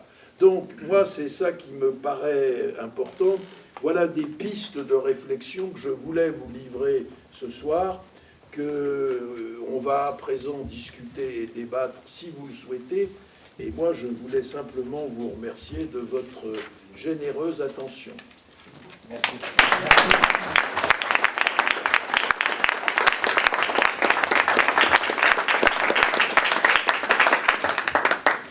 Eh ben voilà. Voilà, quand on dit... Peut-être remercier effectivement Bernard pour son exposé passionnant, hein, qui nous laisse effectivement l'envie d'aller plus loin. Et on voit bien que ce qui se pose aujourd'hui, il s'agit de quelle société on veut. Voilà, je n'en dis pas plus, donc à vous la parole. Oui, d'abord une petite chose, c'est que je suis un petit peu surpris quand même. D'abord la question du salaire communiste. Il est bien clair que dans les pays socialistes, il y a eu effectivement des salariés, mais c'est bien aussi pour cette raison, pour les considérer comme des pays socialistes et non pas communistes. Ensuite, le deuxième point, concernant effectivement les fonctionnaires, d'abord, comme chacun sait, c'est des traitements, c'est pas des salaires, et d'autre part, on ne peut pas dire que c'est un système qui soit effectivement soustrait à aucune société, puisqu'effectivement, qui fixe le point? C'est certainement pas le prof qui fixe le point, qui est le fonctionnaire. La valeur du point n'est pas fixée à aucun moment. Et de la même manière, la valeur du point de cotisation est fixée par le gouvernement. Et la CGT a été battue en 1905 sur cette question-là. Mais oui, elle est fixée par le gouvernement. Oui, mais enfin... alors, bien sûr, il y a des commissions paritaires, ceci, cela, mais ça, c'est pas différent de n'importe quelle négociation, vous voyez, dans une entreprise. Donc, on voit mal comment, je vois mal, en tout cas moi, comment on appelle ça un salaire communiste. D'autant qu'en plus, ça ne s'est jamais appelé un salaire, ça a toujours été un traitement des fonctionnaires. C'est pas oui, mais d'accord, j'aurais dû préciser, vous avez raison de le faire. C'est un traitement, c'est exactement comme le grade, enfin, traitement, salaire, bon, rémunération, on peut pour le moment un peu confondre ça, même si vous avez raison, juridiquement, ça n'est pas la même chose. Et oui, non, mais ça signifie que c'est fixé, de toute manière, c'est fixé non pas par le travailleur en question, le prof ou le fonctionnaire, c'est fixé par une autorité qui est l'autorité qui s'exerce sur lui, qui est de toute Alors, oui, vous voulez dire quoi? L'autorité qui s'exerce sur lui? Laquelle? Le ministère, Ah oui, le ministère, oui, bien sûr. C'est le ministère qui fixe les programmes, bien entendu. On va pas... Ça, c'est notre affaire. Et qui fixe tout simplement les Oui, traitements. absolument. Et donc, Alors, qu'est-ce qu'il y a de communiste là-dedans? Ça fait quelque chose de social, c'est même pas. Votre exemple, effectivement, la carte vitale est un bon exemple. Effectivement, là, il y a une dimension sociale. Bon, socialiste, probablement. Communiste, je ne vois pas très bien pourquoi. Alors, oui, pardon. Je Je vous laisse parler, je vous laisse parler. Mais en tout cas, social, oui, certainement. Mais ça n'a rien à voir, effectivement, avec la question de la fonction publique, où le travailleur n'a pas la main ni sur sa rémunération, ni sur la hiérarchie, ni sur la définition des postes, et ainsi de suite. C'est tout, c'est un salaire qui est payé par la collectivité publique. C'est tout à fait différent. Me semble-t-il, je ne vois pas ce qu'est le communiste. Voilà. D'accord. Je propose qu'on pose plusieurs questions peut-être. Alors, il y Au fond. il y a Serge et puis il y a la personne au fond. Oui. Là, debout. Moi, j'aime bien l'image de la fonction publique comme vraiment dans le conseil de- Un peu plus fort, s'il vous plaît. J'aime bien l'image de la fonction publique communiste. Seulement, dans cette fonction publique communiste, apparemment, il y a aussi des capitalistes. Parce qu'il ne faut pas oublier qu'il y a 3 fonctions publiques en France qui n'ont pas du tout la même valeur de points. Donc si on prend 3 ouvriers dans chaque fonction publique, ils n'ont pas du tout la même valeur de points. Donc il y en a qui sont capitalistes dans ce cas-là. Vous voyez ce que je veux dire? C'est que la fonction publique, elle est divisée en 3 secteurs. Hein. Nationale, hospitalière, territoriale. C'est pas du tout le même point. Fonction publique d'État, fonction publique hospitalière, fonction publique territoriale et la recherche. Non, la recherche, elle est incorporée dans la santé. l'État. Oui, dans l'État en partie. Mais c'est pas du tout la même valeur de points. Si on prend un ouvrier dans la fonction publique hospitalière, il va avoir une valeur de points de 300, d'accord? Pas les Multiplié par mêmes la... grilles, mais c'est le même point. Non. La valeur du point, elle est identique. 4,074. D'accord. Par contre, un ouvrier premier échelon, dans la fonction publique hospitalière, il va avoir 200 points. D'accord. Fonction publique d'État à l'Assemblée nationale, au Sénat et au Conseil économique et social, ça sera du 300. C'est pas du tout le même salaire. Serge. Oui, moi je m'interroge sur plusieurs points. La première, c'est sortir du capitalisme. Qu'est-ce que ça veut dire en fait? Enfin, c'est pas clair par rapport à. Je comprends le fait que. Enfin, parce qu'on a caractérisé le capitalisme beaucoup par ses conséquences, ses régressions qui sont réelles. En même temps, c'est quoi le capitalisme? Je crois que, sortir de quoi?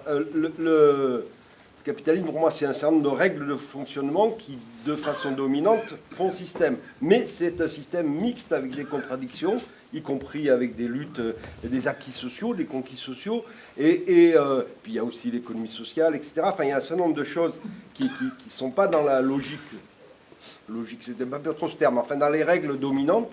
Et donc, je comprends aussi que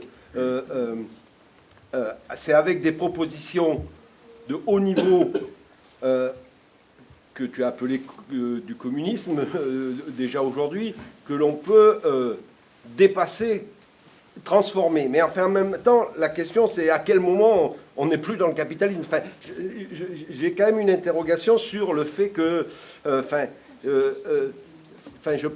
j'ai tendance à penser que c'est un processus avec l'intégration d'un certain nombre de dispositions qui permettent d'inverser.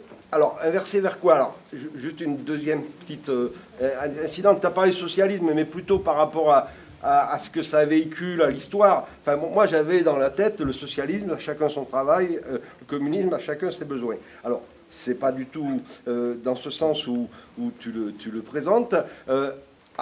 Et effectivement, on pourrait plutôt parler du communisme en termes de commun, en termes d'émancipation, plutôt que de besoin. Mais quand même, parce que quand on parle de la fonction publique, c'est des conventions collectives, c'est à chacun son travail. Mais bon, c'est juste une parenthèse. Et la dernière chose que je voulais, l'interrogation que j'ai, c'est ces propositions de haut niveau, alors, à quel niveau elles sont? Enfin, je veux dire, tu insistes sur la base. Enfin, moi, j'ai quand même tendance à penser que l'autogestion, elle risque de déraper, y compris par mon expérience, par l'atomisation, l'individualisation, les manipulations. Je veux dire, comment l'intérêt général, l'intérêt de tous, il est pris en compte, je ne suis pas sûr que ça soit par la parcellisation. Donc, enfin, ces propositions de haut niveau, c'est clair quand c'est je termine la sécurité sociale, alimentaire ou d'autres, ou santé, etc. Quand c'est sur le travail, je pense qu'il y a encore à travailler sur ces propositions de haut niveau qui permettent de sortir de la logique des règles dominantes.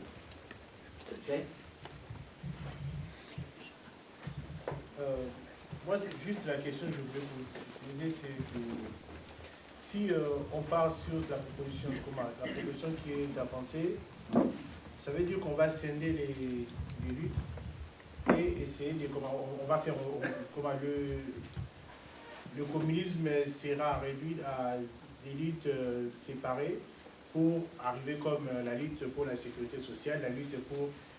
Et là, je pense qu'on rentre dans quelque chose de syndicalisme. On n'est plus dans...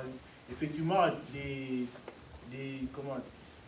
succès de ces luttes seront des succès politiques, mais la démarche, la démarche risque d'être réduite à la démarche syndicale, où on n'est pas dans une démarche de changer complètement les systèmes, mais on accompagne les systèmes en essayant de les transformer à l'intérieur.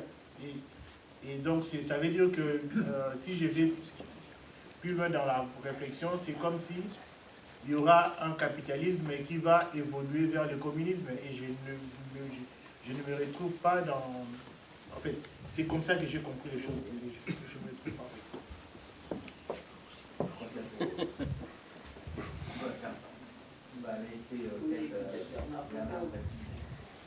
Alors, un capitalisme, je reprends la formule, qui va évoluer vers le communisme, non.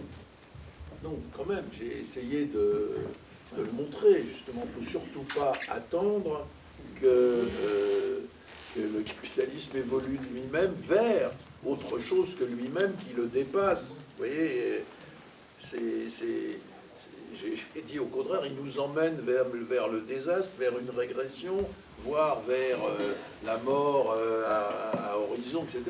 Vous savez, moi je suis frappé de voir, parfois on m'invite dans des universités, je suis frappé de voir, l'autre jour à Sciences Po, à Mulhouse, je suis frappé de voir combien il y a une angoisse chez les jeunes concernant une angoisse écologique, je dirais. Vous voyez, combien eux, ils disent oui, mais vous êtes bien gentils, vous êtes vieux, bon, ils ont raison pour moi, mais nous, là, vous voyez, on a 20 ans, qu'est-ce que vous voyez, il y a une angoisse très forte. Donc, s'imaginer que moi, je pense le contraire de ça. J'ai malheureusement été un peu rapide sur le premier point. Mais le capitalisme nous mène il emmène l'humanité dans le mur et la vie sur la planète au désastre. Voilà. Donc, il ne va pas du tout dans le sens d'une amélioration. Vous voyez, il a eu un rôle, Marx ne le nie pas d'ailleurs, hein, il a eu un rôle positif au départ.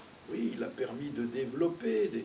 Mais donc, moi, faut certainement pas attendre du capitalisme actuel.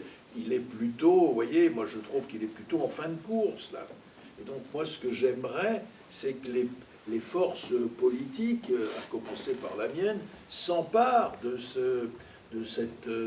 fait qu'il est en bout de course pour essayer de mettre en débat général dans la société ce qui va suivre.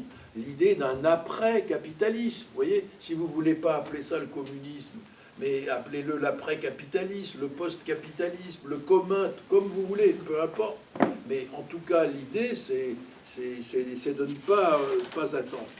Dépasser la démarche, changer de système.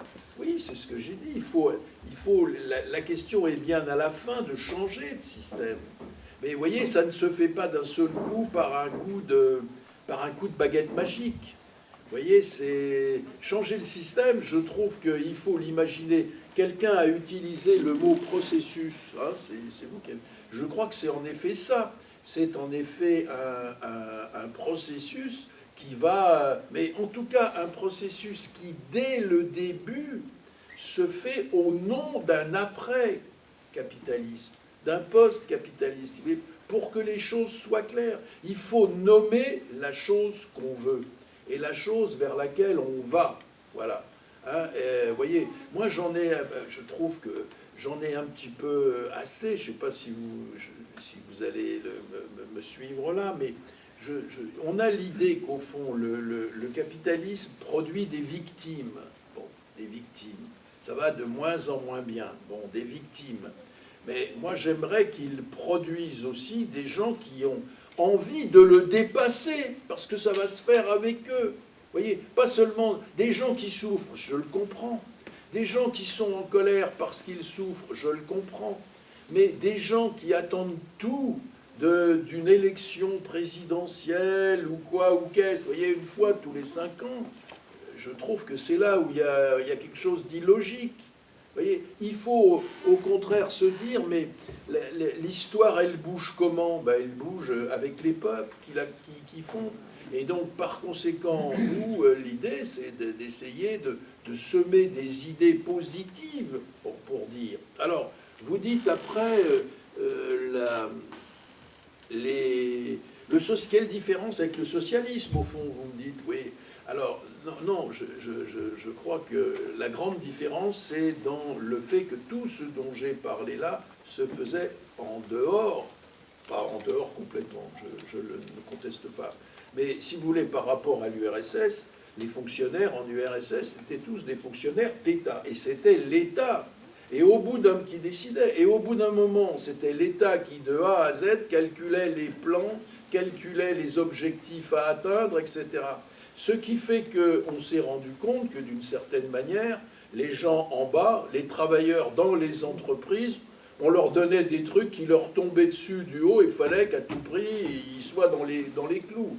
C'est pas ça. Ça, c'est le socialisme. C'est-à-dire, le socialisme, c'est l'idée qui est un enchaînement qui consiste à dire, bon, il faut prendre le pouvoir d'État.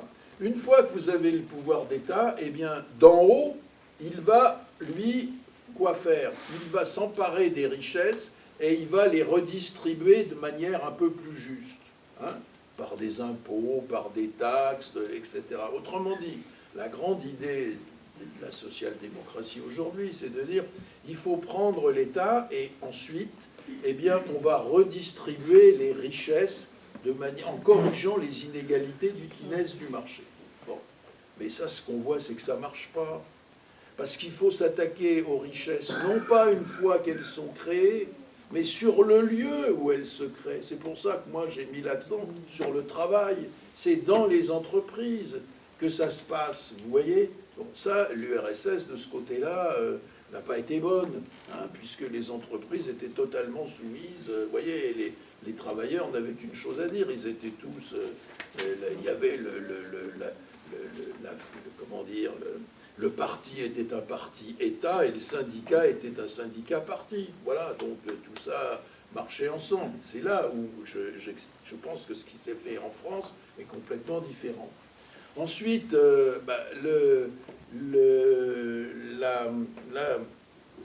la propriété publique en France, les services publics, etc. Bon, vous voyez, en 81, quand la gauche a gagné avec François Mitterrand, etc., on a procédé à des nationalisations. Mais pour bien des entreprises, qu'est-ce que ça a voulu dire des nationalisations importantes, hein, Rhône-Poulenc, etc., des banques, le secteur bancaire, etc. Mais qu'est-ce que ça a voulu dire? Qu'est-ce qui a changé dans la vie des gens qui étaient dans ces entreprises-là? Pas grand-chose. On a mis un patron public à la place d'un patron privé, point. Vous voyez? Alors, c'est ça qu'il faut complètement bouger et secouer aujourd'hui. Alors, c'est quoi un salaire communiste? Eh bien, c'est ça que je veux dire. En quoi est-il communiste? Comment? En quoi est-il communiste? Eh bien, en ce qu'il ne dépend plus du marché ni du patronat. Mais il dépend de l'État. À ce moment-là, dans le cas c'est-à-dire, moi, je pense... Oui. Oui. D'une certaine manière, des salaires qui sont acquis par les autres, qui sous forme d'impôts, sont ensuite redistribués, et qui fait qu'on paye les fonctionnaires. Oui, ça dépend de l'État, mais je ne nie pas, je ne suis pas en train de vous dire il faut imaginer une société sans État. Parce que là, je crois qu'on irait, vous voyez, qu'il y ait des fonctions collectives et une autorité collective, mais tout dépend dans les mains de qui elle est. Alors effectivement, par exemple, j'ai pris le cas de Maurice Thorez ou Ambroise Croizat. Ils ont été ministres à un moment. Mais ce que je veux dire, c'est que ce n'est pas le fait qu'ils aient été ministres qui leur a permis de faire ce qu'ils ont fait. Eux, par exemple, le statut de la fonction publique, oui, c'est une décision d'État. Hein, nous sommes d'accord. C'est une décision d'État. Mais c'est une décision qui a été prise après combien d'années de lutte sociale dans le pays. Vous voyez ce que je veux dire? C'est-à-dire que le problème, ce n'est pas de rêver, de mettre, si vous voulez, le cycle, on est malheureux, on est en colère, on vote, on met des gouvernants qui, après, nous corrigent, les rectifient les richesses, etc. On sait que ça ne marche pas. Ça. Pourquoi? Parce qu'on laisse le capitalisme dans les entreprises. C'est dans les entreprises, dans les banques qu'il faut, là où se crée la monnaie, c'est là qu'il faut intervenir. Alors, ça ne veut pas dire qu'il ne faut plus d'État. Ça veut dire que, si vous voulez, il faut d'abord gagner dans la société, dans le mouvement social, faire advenir des idées, et ensuite, lorsqu'il y a un mouvement, une conquête de l'État, alors c'est beaucoup plus facile d'arriver à transformer en institution une majorité d'idées qui a été acquise dans des luttes sociales au sein de la société. Voilà, c'est ça que je veux dire. C'est qu'il faut que ça marche l'annonçant. C'est de lutter contre l'idée que le communisme est quelque chose qui est inaccessible, que déjà, il y a effectivement des formes d'activité sociale de style un peu différent, qui déjà on prépare ou annonce ou sont quelque chose de... D'accord, je suis d'accord avec vous, c'est une excellente chose, vous avez certainement raison. Mais de là à parler de salaire communiste, alors là, moi, mais parce que c'est un plagie, comme on dit populairement, surtout que Marx a toujours dit qu'entre le travail salarié et le capital, c'était la même chose. Oui, et donc, le salaire et le salarié, c'est précisément ce qui doit disparaître pour Marx. Oui, qui doit disparaître dans le communisme. Ça, c'est clair. C'est pas plus ou moins de salaire ou plus ou moins. Si vous prenez, si vous prenez les textes de Marx, communiste, oui, ça donne un salaire communiste, probablement. Si vous prenez les textes de Marx, et Dieu sait si je les ai lus et si j'en conseille la lecture à chacune et chacun d'entre vous, c'est pas ça le problème. Mais il faut que vous compreniez bien que entre le moment où il écrit, la réalité qu'il a sous les yeux au moment où il écrit, et la réalité qui est la nôtre aujourd'hui, il y a des choses qui se sont complètement transformées. Au moment où... Je ne sais pas si vous avez vu un film, parce que ça donne une idée avec des images et une visuelle, un film qui s'appelle Le jeune Karl Marx. Le jeune Marx. Regardez ça, trouvez ça chez vos... Ça existe en DVD maintenant, machin. Le jeune Karl Marx, vous l'avez vu? À Chartres, il est passé. Il est passé? Bon, ben voilà. Qu'est-ce que vous foutez alors? Allez au cinéma. Alors, le jeune Karl Marx, ben, vous y voyez des choses qui vous montrent ce qu'est le salariat à l'époque de Marx.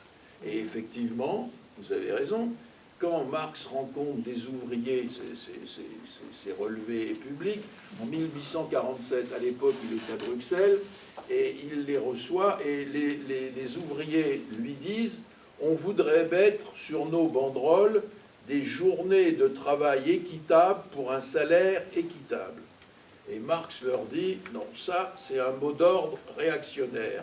Le mot d'ordre révolutionnaire qu'il faut mettre sur vos pancartes, c'est abolition du salariat. » Voilà.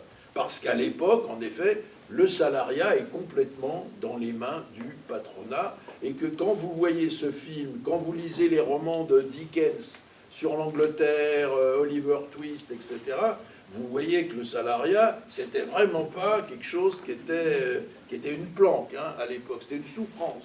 C'était une souffrance, une misère. Ça a été le cas aussi en France dans les mêmes années, et même avec un peu de retard. Hein. Souvenez-vous du texte de Victor Hugo. Ah, dans les caves de Lille où l'on souffre, où l'on meurt. Les caves de Lille, la ville, hein, bon, etc. Donc, vous voyez, bien entendu, qu'il y a eu... Et ça, que Marx le dise à ce moment-là, ça se comprend parfaitement. Est-ce que nous devons dire la même chose aujourd'hui? Non, parce qu'aujourd'hui, le salariat, si il est devenu une force, il y a un code du travail. Regardez les pays où il y a un code du travail et où il n'y en a pas. Nous, il y en a un, et aujourd'hui, ça veut dire quoi qu'il y a un code du travail? Ça veut dire que le travail a été institutionnalisé et que, en particulier, les donneurs d'ordre capitalistes, les marchandeurs qui leur obéissaient, étaient en quelque sorte les rois du pavé. Les ouvriers n'avaient aucun droit, ils avaient le droit de la fermer et c'est tout. Hein, voilà. Bon. Donc le code du travail, c'est quand même une grande conquête. Et une grande conquête qui, là encore, suppose des luttes sociales et un code en haut défini par l'État, inscrit. Il faut bien qu'il y ait une autorité législative, si vous voulez, et exécutive qui garantisse un certain nombre de conquêtes sociales. Sinon, évidemment, vous voyez, donc l'idée, si c'est à ça que vous pensez, bon, il y a des textes de Marx de jeunesse en particulier, où il imagine un monde formidable en disant, vous voyez, il n'y aura plus d'État et on sera le matin poète, à midi pêcheur à la ligne, le soir, etc. Bon, ça, vous voyez, pourtant c'est lui qui l'a écrit quand il avait 20 ans. Bon. Et on n'est pas obligé de le croire sur parole aujourd'hui. Voilà ce que je veux dire. Vous voyez, c'est autrement dit, je crois que Marx n'est pas un doctrinaire, c'est-à-dire quelqu'un dont il faudrait lire les textes pour les répéter mot à mot 150 ans après lui. Vous voyez, parce qu'on est 150 ans après lui. Donc je crois qu'aujourd'hui, il y a eu depuis son temps des luttes sociales qui font que le salariat aujourd'hui n'a plus du tout la même signification, ne décrit pas la même chose. Je ne vous dis pas que c'est une vie idéale, le salariat, puisque je vous ai dit qu'il fallait au contraire le transformer pour le rendre non dépendant des plaies du capitalisme que sont le marché et la domination du patronat. Donc Mais vous voyez, on peut imaginer aujourd'hui un salaire à l'abri de ça. Voilà. Je ne dis pas que la fonction publique, c'est l'apothéose et qu'on est arrivé.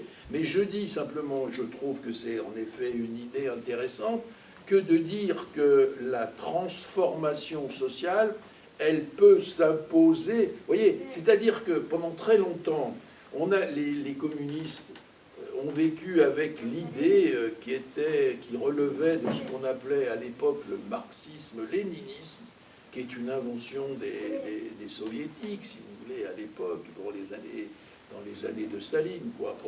Et qui consistait à dire le communisme, c'est une société très très lointaine, tellement belle qu'elle est lointaine.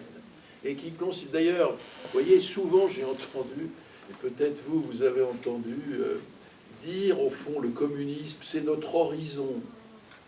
Mais vous voyez, tout le monde sait bien que quand on essaie de s'approcher de l'horizon, on n'y arrive pas, parce que l'horizon... Bon. Donc, voilà, le communisme, c'est pas... Moi, mon idée, c'est de convaincre que le communisme, c'est pas un horizon lointain. C'est quelque chose qu'on peut mettre en branle aujourd'hui, si vous voulez. Si on arrête de sortir du défaitisme syndical, par exemple, vous voyez. Moi, je trouve que c'est très frappant, quoi. Vous voyez, on est des victimes du capitalisme. Et moi, je trouve que le but d'un parti politique, c'est de donner des orientations, vous voyez, qui permettent de dépasser la situation existante. Bien sûr qu'il faut se battre contre Macron, contre ceci, contre cela. Mais il faut en même temps savoir où on va. Et moi, il me semble que l'idée de dire, vous voyez, quand on nous dit oui, mais le communisme, c'est le goulag. L'idée de dire, mais non. Le communisme n'a jamais existé. M'expliquer pourquoi, bien entendu. Alors, je le fais dans ce bouquin, et je ne vous dis pas qu'il faut le répéter page par page. Mais enfin, vous voyez. Et deuxièmement, dire qu'au fond, le communisme, ça consiste à redonner les leviers de la vie aux gens qui vivent, aux gens qui travaillent. C'est ça, au fond, l'idée.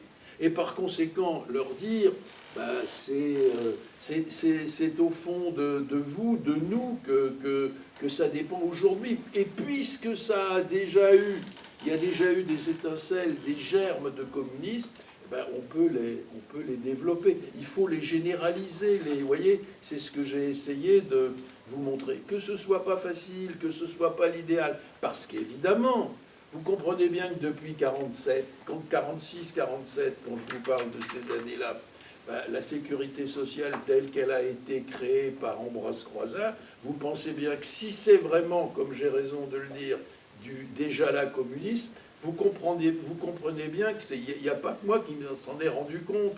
Il y a les patrons, il y a les politiques, ils ont donc pas essayé, ils ont constamment essayé de foutre ça en l'air. Vous voyez, l'élection des administrateurs des caisses est supprimée par De Gaulle en 1976, etc. Bien entendu. Vous voyez, si vous leur dites qu'il y a du communisme qui est là, aussitôt, pourquoi vous croyez que Macron s'acharne sur les retraites, hein, parce qu'il s'agit de supprimer l'idée que la retraite est un salaire continué. Vous voyez, est un salaire continué, comme c'est le cas dans la fonction publique, et comme Ambroise Croizat en a fait une règle générale pour les salariés du privé. Bon. Eh bien, c'est évidemment qu'ils veulent casser ça, parce que vous comprenez bien que, voilà, si je vous dis il y a 17 millions de personnes qui vivent déjà dans l'obtention d'un salaire à la qualification, c'est toujours 17 millions de trop pour le capital, bien entendu. Et moi, je vous dis au contraire, c'est pas assez. Vous voyez, c'est encore un effort, vous voyez. Donc voilà, mais je crois que c'est mieux de dire ça, hein, parce qu'il y a du déjà là. Vous voyez, si vous dites à des gens, oui, mais vous savez, le goulag, machin, tout ça, ils vous suivent plus au bout d'un moment. Mais si vous leur dites, regardez, la carte vitale, c'est bien quand même pour les soins. La sécurité sociale des soins, c'est bien. Si on généralisait un truc comme ça avec d'autres domaines d'activité où il y a des inégalités à combattre, où il y a de la vie à gagner en l'améliorant, vous voyez, et où il y a les gros et les grands qui reculent dans les pouvoirs. Je trouve que ça, c'est quelque chose d'intéressant. Voilà. C'est pour ça que je vous dis, mon idée, alors que la grande idée du Parti communiste, c'était de dire longtemps, pourquoi, je vous ai dit, pourquoi on ne parlait pas du communisme, hein, j'ai dit ça en commençant au sein du Parti communiste, parce qu'on était dans l'idée, le communisme, c'est des valeurs, c'est tellement beau, c'est loin, c'est une sorte de paradis, quoi. Au fond, on avait une conception un peu religieuse du paradis, sauf que c'était sur terre, quoi. Donc c'était le ciel sur la terre, quoi. Vous voyez. Bon, ben aujourd'hui, moi je dis, il faut au contraire sortir de cette pensée religieuse et dire, il y a du communisme déjà là, mais il faut l'amplifier, il faut le développer, il faut le faire grossir, parce que le communisme, ça consiste à donner et à faire que les gens deviennent les acteurs de leur vie et du dépassement des malheurs qui les frappent. Et si ces malheurs qui les frappent s'appellent le capitalisme, ça veut dire sortir du capitalisme, dépasser le capitalisme, appelez ça comme vous voulez, l'abolir, appelons ça comme vous voulez, mais en tout cas sortir de la logique désastreuse qu'il impose à la vie sociale. Voilà, c'est ça que je veux dire. Et je trouve que c'est d'autant plus facile qu'en effet, quelqu'un me disait sortir de quoi? Ça ne veut pas dire sortir de tout. Vous voyez, ça ne veut pas dire, par exemple, cassons les ordinateurs et parce que c'est du capital. Bien sûr que non. Vous voyez, autrement dit, dans la société d'aujourd'hui, le capitalisme a développé une éducation. Il y a beaucoup de salariés éduqués, formés, etc. aujourd'hui. Ce sera qui les bâtisseurs du communisme? Ce sera qui les successeurs du capitalisme? Ce seront ces salariés-là, vous voyez. Eux, ils savent déjà comment travailler. Par conséquent, ils n'ont pas besoin de... Vous voyez, il n'y a pas besoin de leur faire des cours supplémentaires. Hein. Il y a besoin de développer la formation pour que tout le monde s'approprie, oui, ce mouvement de l'histoire et devienne acteur de sa vie. Oui, ça demande de l'éducation, de la formation. Mais vous voyez, l'idée, c'est qu'en effet,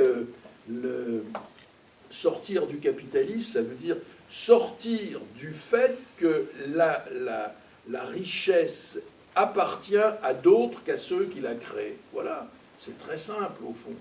Et sortir du capitalisme, c'est ça que ça veut dire, et ça veut dire s'emparer de tout ce qu'il y a de développement. Ça ne veut pas dire revenir à la chandelle, à l'éclairage à la chandelle, évidemment, vous voyez, bien sûr que non. Ça veut dire s'emparer de tous les progrès technologiques. C'est quoi les machines formidables qu'il y a dans les usines? C'est du travail. Quand les patrons vous la font visiter, ils vous disent, regardez, c'est mon capital.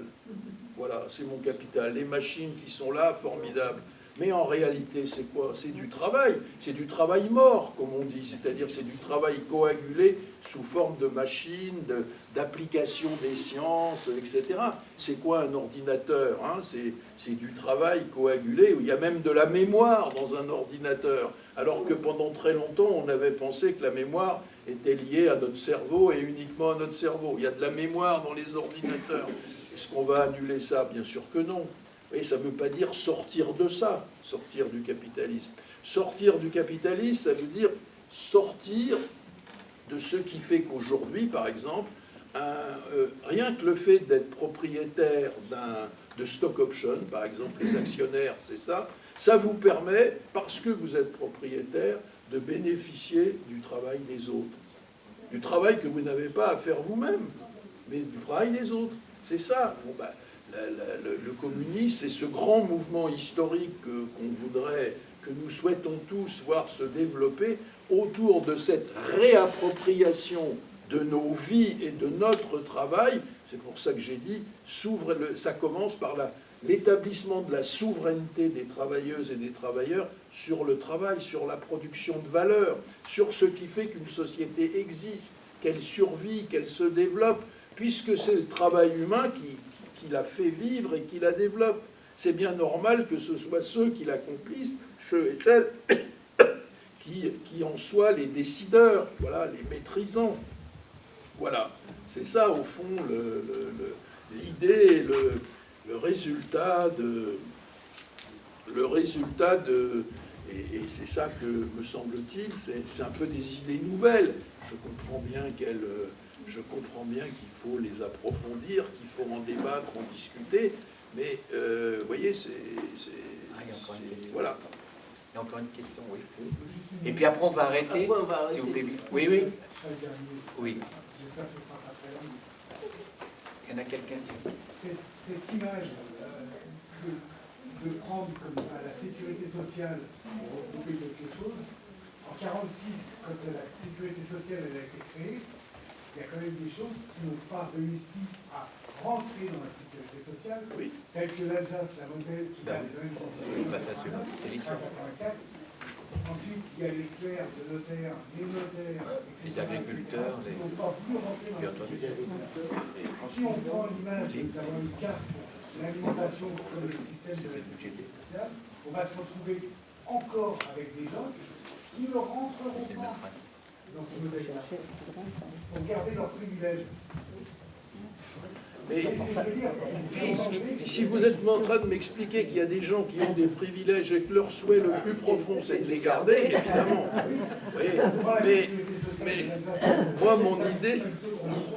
Non, mais vous avez raison. Là, quand je parle de 46, quand même, ne dites pas c'est la sécurité sociale qui a été créée en 46. C'est le régime unique. Hein, voilà. Bon, la sécurité sociale existait depuis très très longtemps et non, je dis ça parce que souvent on dit c'est en 45 que ça s'est créé dans une grande entente fraternelle entre les gaullistes et les communistes.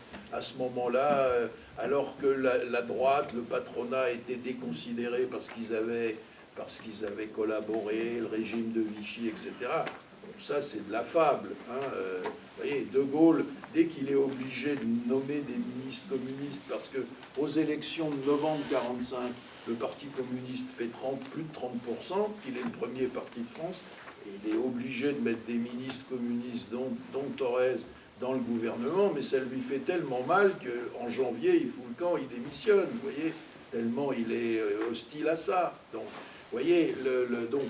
C'est vrai que tout ça ne se fait pas c'est pas une histoire de rose, c'est pas embrassons-nous Folleville, hein, vous voyez, on est bien d'accord. Hein. Mais, vous voyez, c'est vrai ce que vous dites, les clercs de notaire, etc.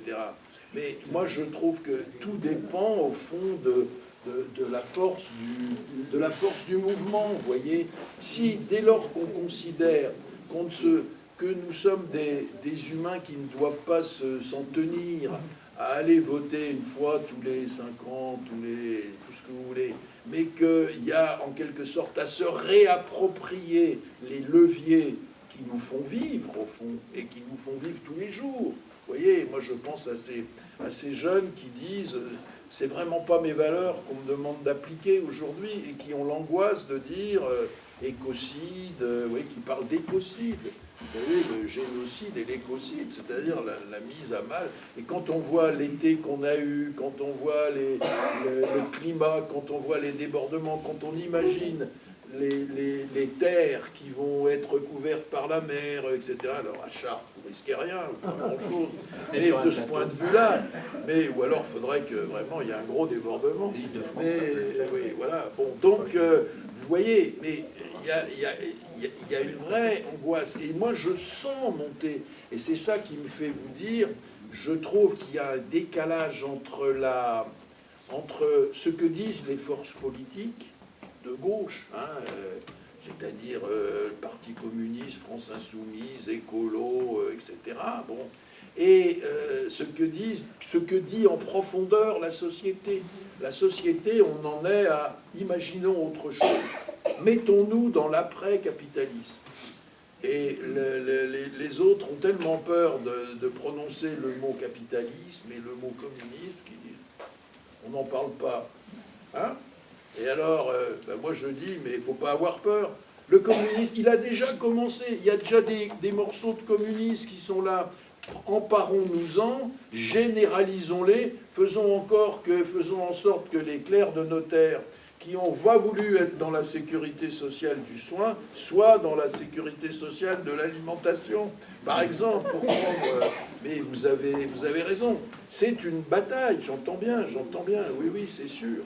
Mais c'est une bataille qui est fondée sur le mouvement profond de la société. C'est pour ça que c'est irrésistible quand il se déclenche. Vous savez, il y a un grand marxiste italien, je dis ça en pensant à l'Italie aujourd'hui et aux fascistes qui sont au pouvoir à Rome, mais Gramsci, qui parlait, lui, d'hégémonie, c'est-à-dire qui parlait de créer dans la société une majorité d'idées. C'est d'abord dans la société qu'il faut la semer et la gagner. Et après, le gouvernement, il est bien obligé d'en tenir compte.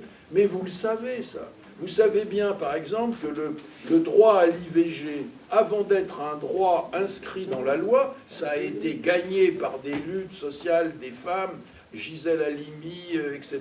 Moi, j'habite à Bobigny. C'est là qu'a eu lieu le fameux procès de Marie-Claire, etc. C'est là qu'on a fait signer le texte. Nous avons toutes été avortées, nous sommes tous des avorteuses, etc. Et ça a fini par créer un mouvement irrésistible. Voilà. Moi, vous voyez, ce seront mes derniers mots, parce que je ne veux pas que vous disiez, mais c'est un bavard, ce mec-là. Mais je voudrais vous dire, regardez quand même, un garçon ou une fille, bien entendu, enfin un jeune de 16-17 ans, hein, lui, dans quelques années, là, pas encore maintenant, bon. Mais bon, il sort du lycée, ça n'a pas été terrible, bon. Il veut créer sa boîte. Qu'est-ce qu'il faut qu'il fasse? Il faut qu'il s'adresse à une banque. Et c'est la banque qui va décider, ou pas, de lui prêter. Autrement dit, il commence sa vie de travail, et il n'y a que le travail qui crée la valeur, il la commence par des dettes.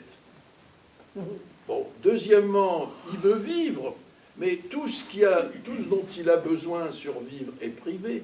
Hein, il faut qu'il aille chez des marchands, donc il faut qu'il ait de l'argent. Donc pour avoir de l'argent, il s'adresse à la banque ou il s'adresse à un patron, il se met en vente sur le marché du travail. Et à partir de ce moment-là, il travaille chez un patron, mais c'est le patron qui décide de ce qu'il vit. Vous voyez, autrement dit, c'est une vie qui commence sous le signe de ce que Marx appelait une aliénation, c'est-à-dire une soumission. Vraiment, vous voyez, la dette, on est séparé de tout, ce qui vous permet de vivre, hein, c'est-à-dire de l'argent et du travail. On est séparé des objets de consommation, on est séparé des objets de production, et il faut accepter ça. Mais pourquoi? Ça n'a pas toujours été comme ça, vous voyez, hein. Gagner sa vie en travaillant, mais c'est depuis le capitalisme qu'on nous impose ça.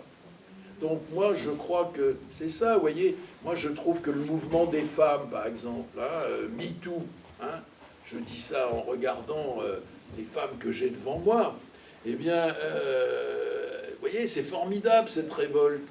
C'est formidable. Alors, on nous dit, oui, mais des fois, elles exagèrent.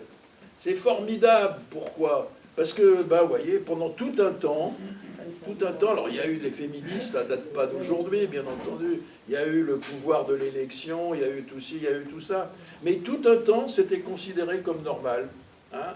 Ce qu'on appelait la promotion canapé, hein. Si tu veux, par exemple, quand tu es actrice, si tu veux tourner des films, faut coucher avec le réalisateur. Si tu, avec ton N+1 dans le dos, là, le soir, quand tu es toute seule au bureau, il vient et il te fait comprendre que, etc.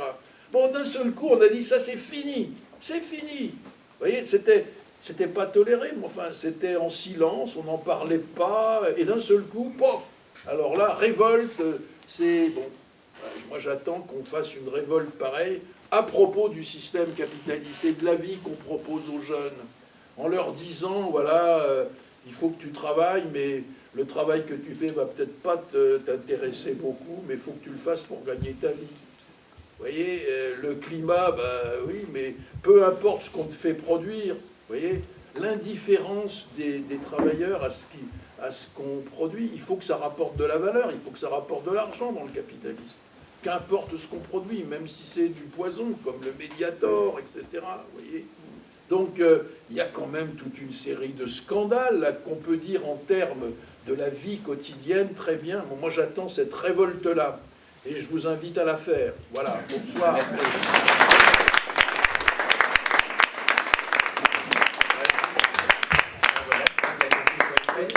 Merci à tous de votre présence. Et comme l'a rappelé Michel, à bientôt. Oui, le 8 mai, on est au début d'une réflexion là. Voilà. Qui est nécessaire. Donc, si vous voulez les bouquins, ils sont là.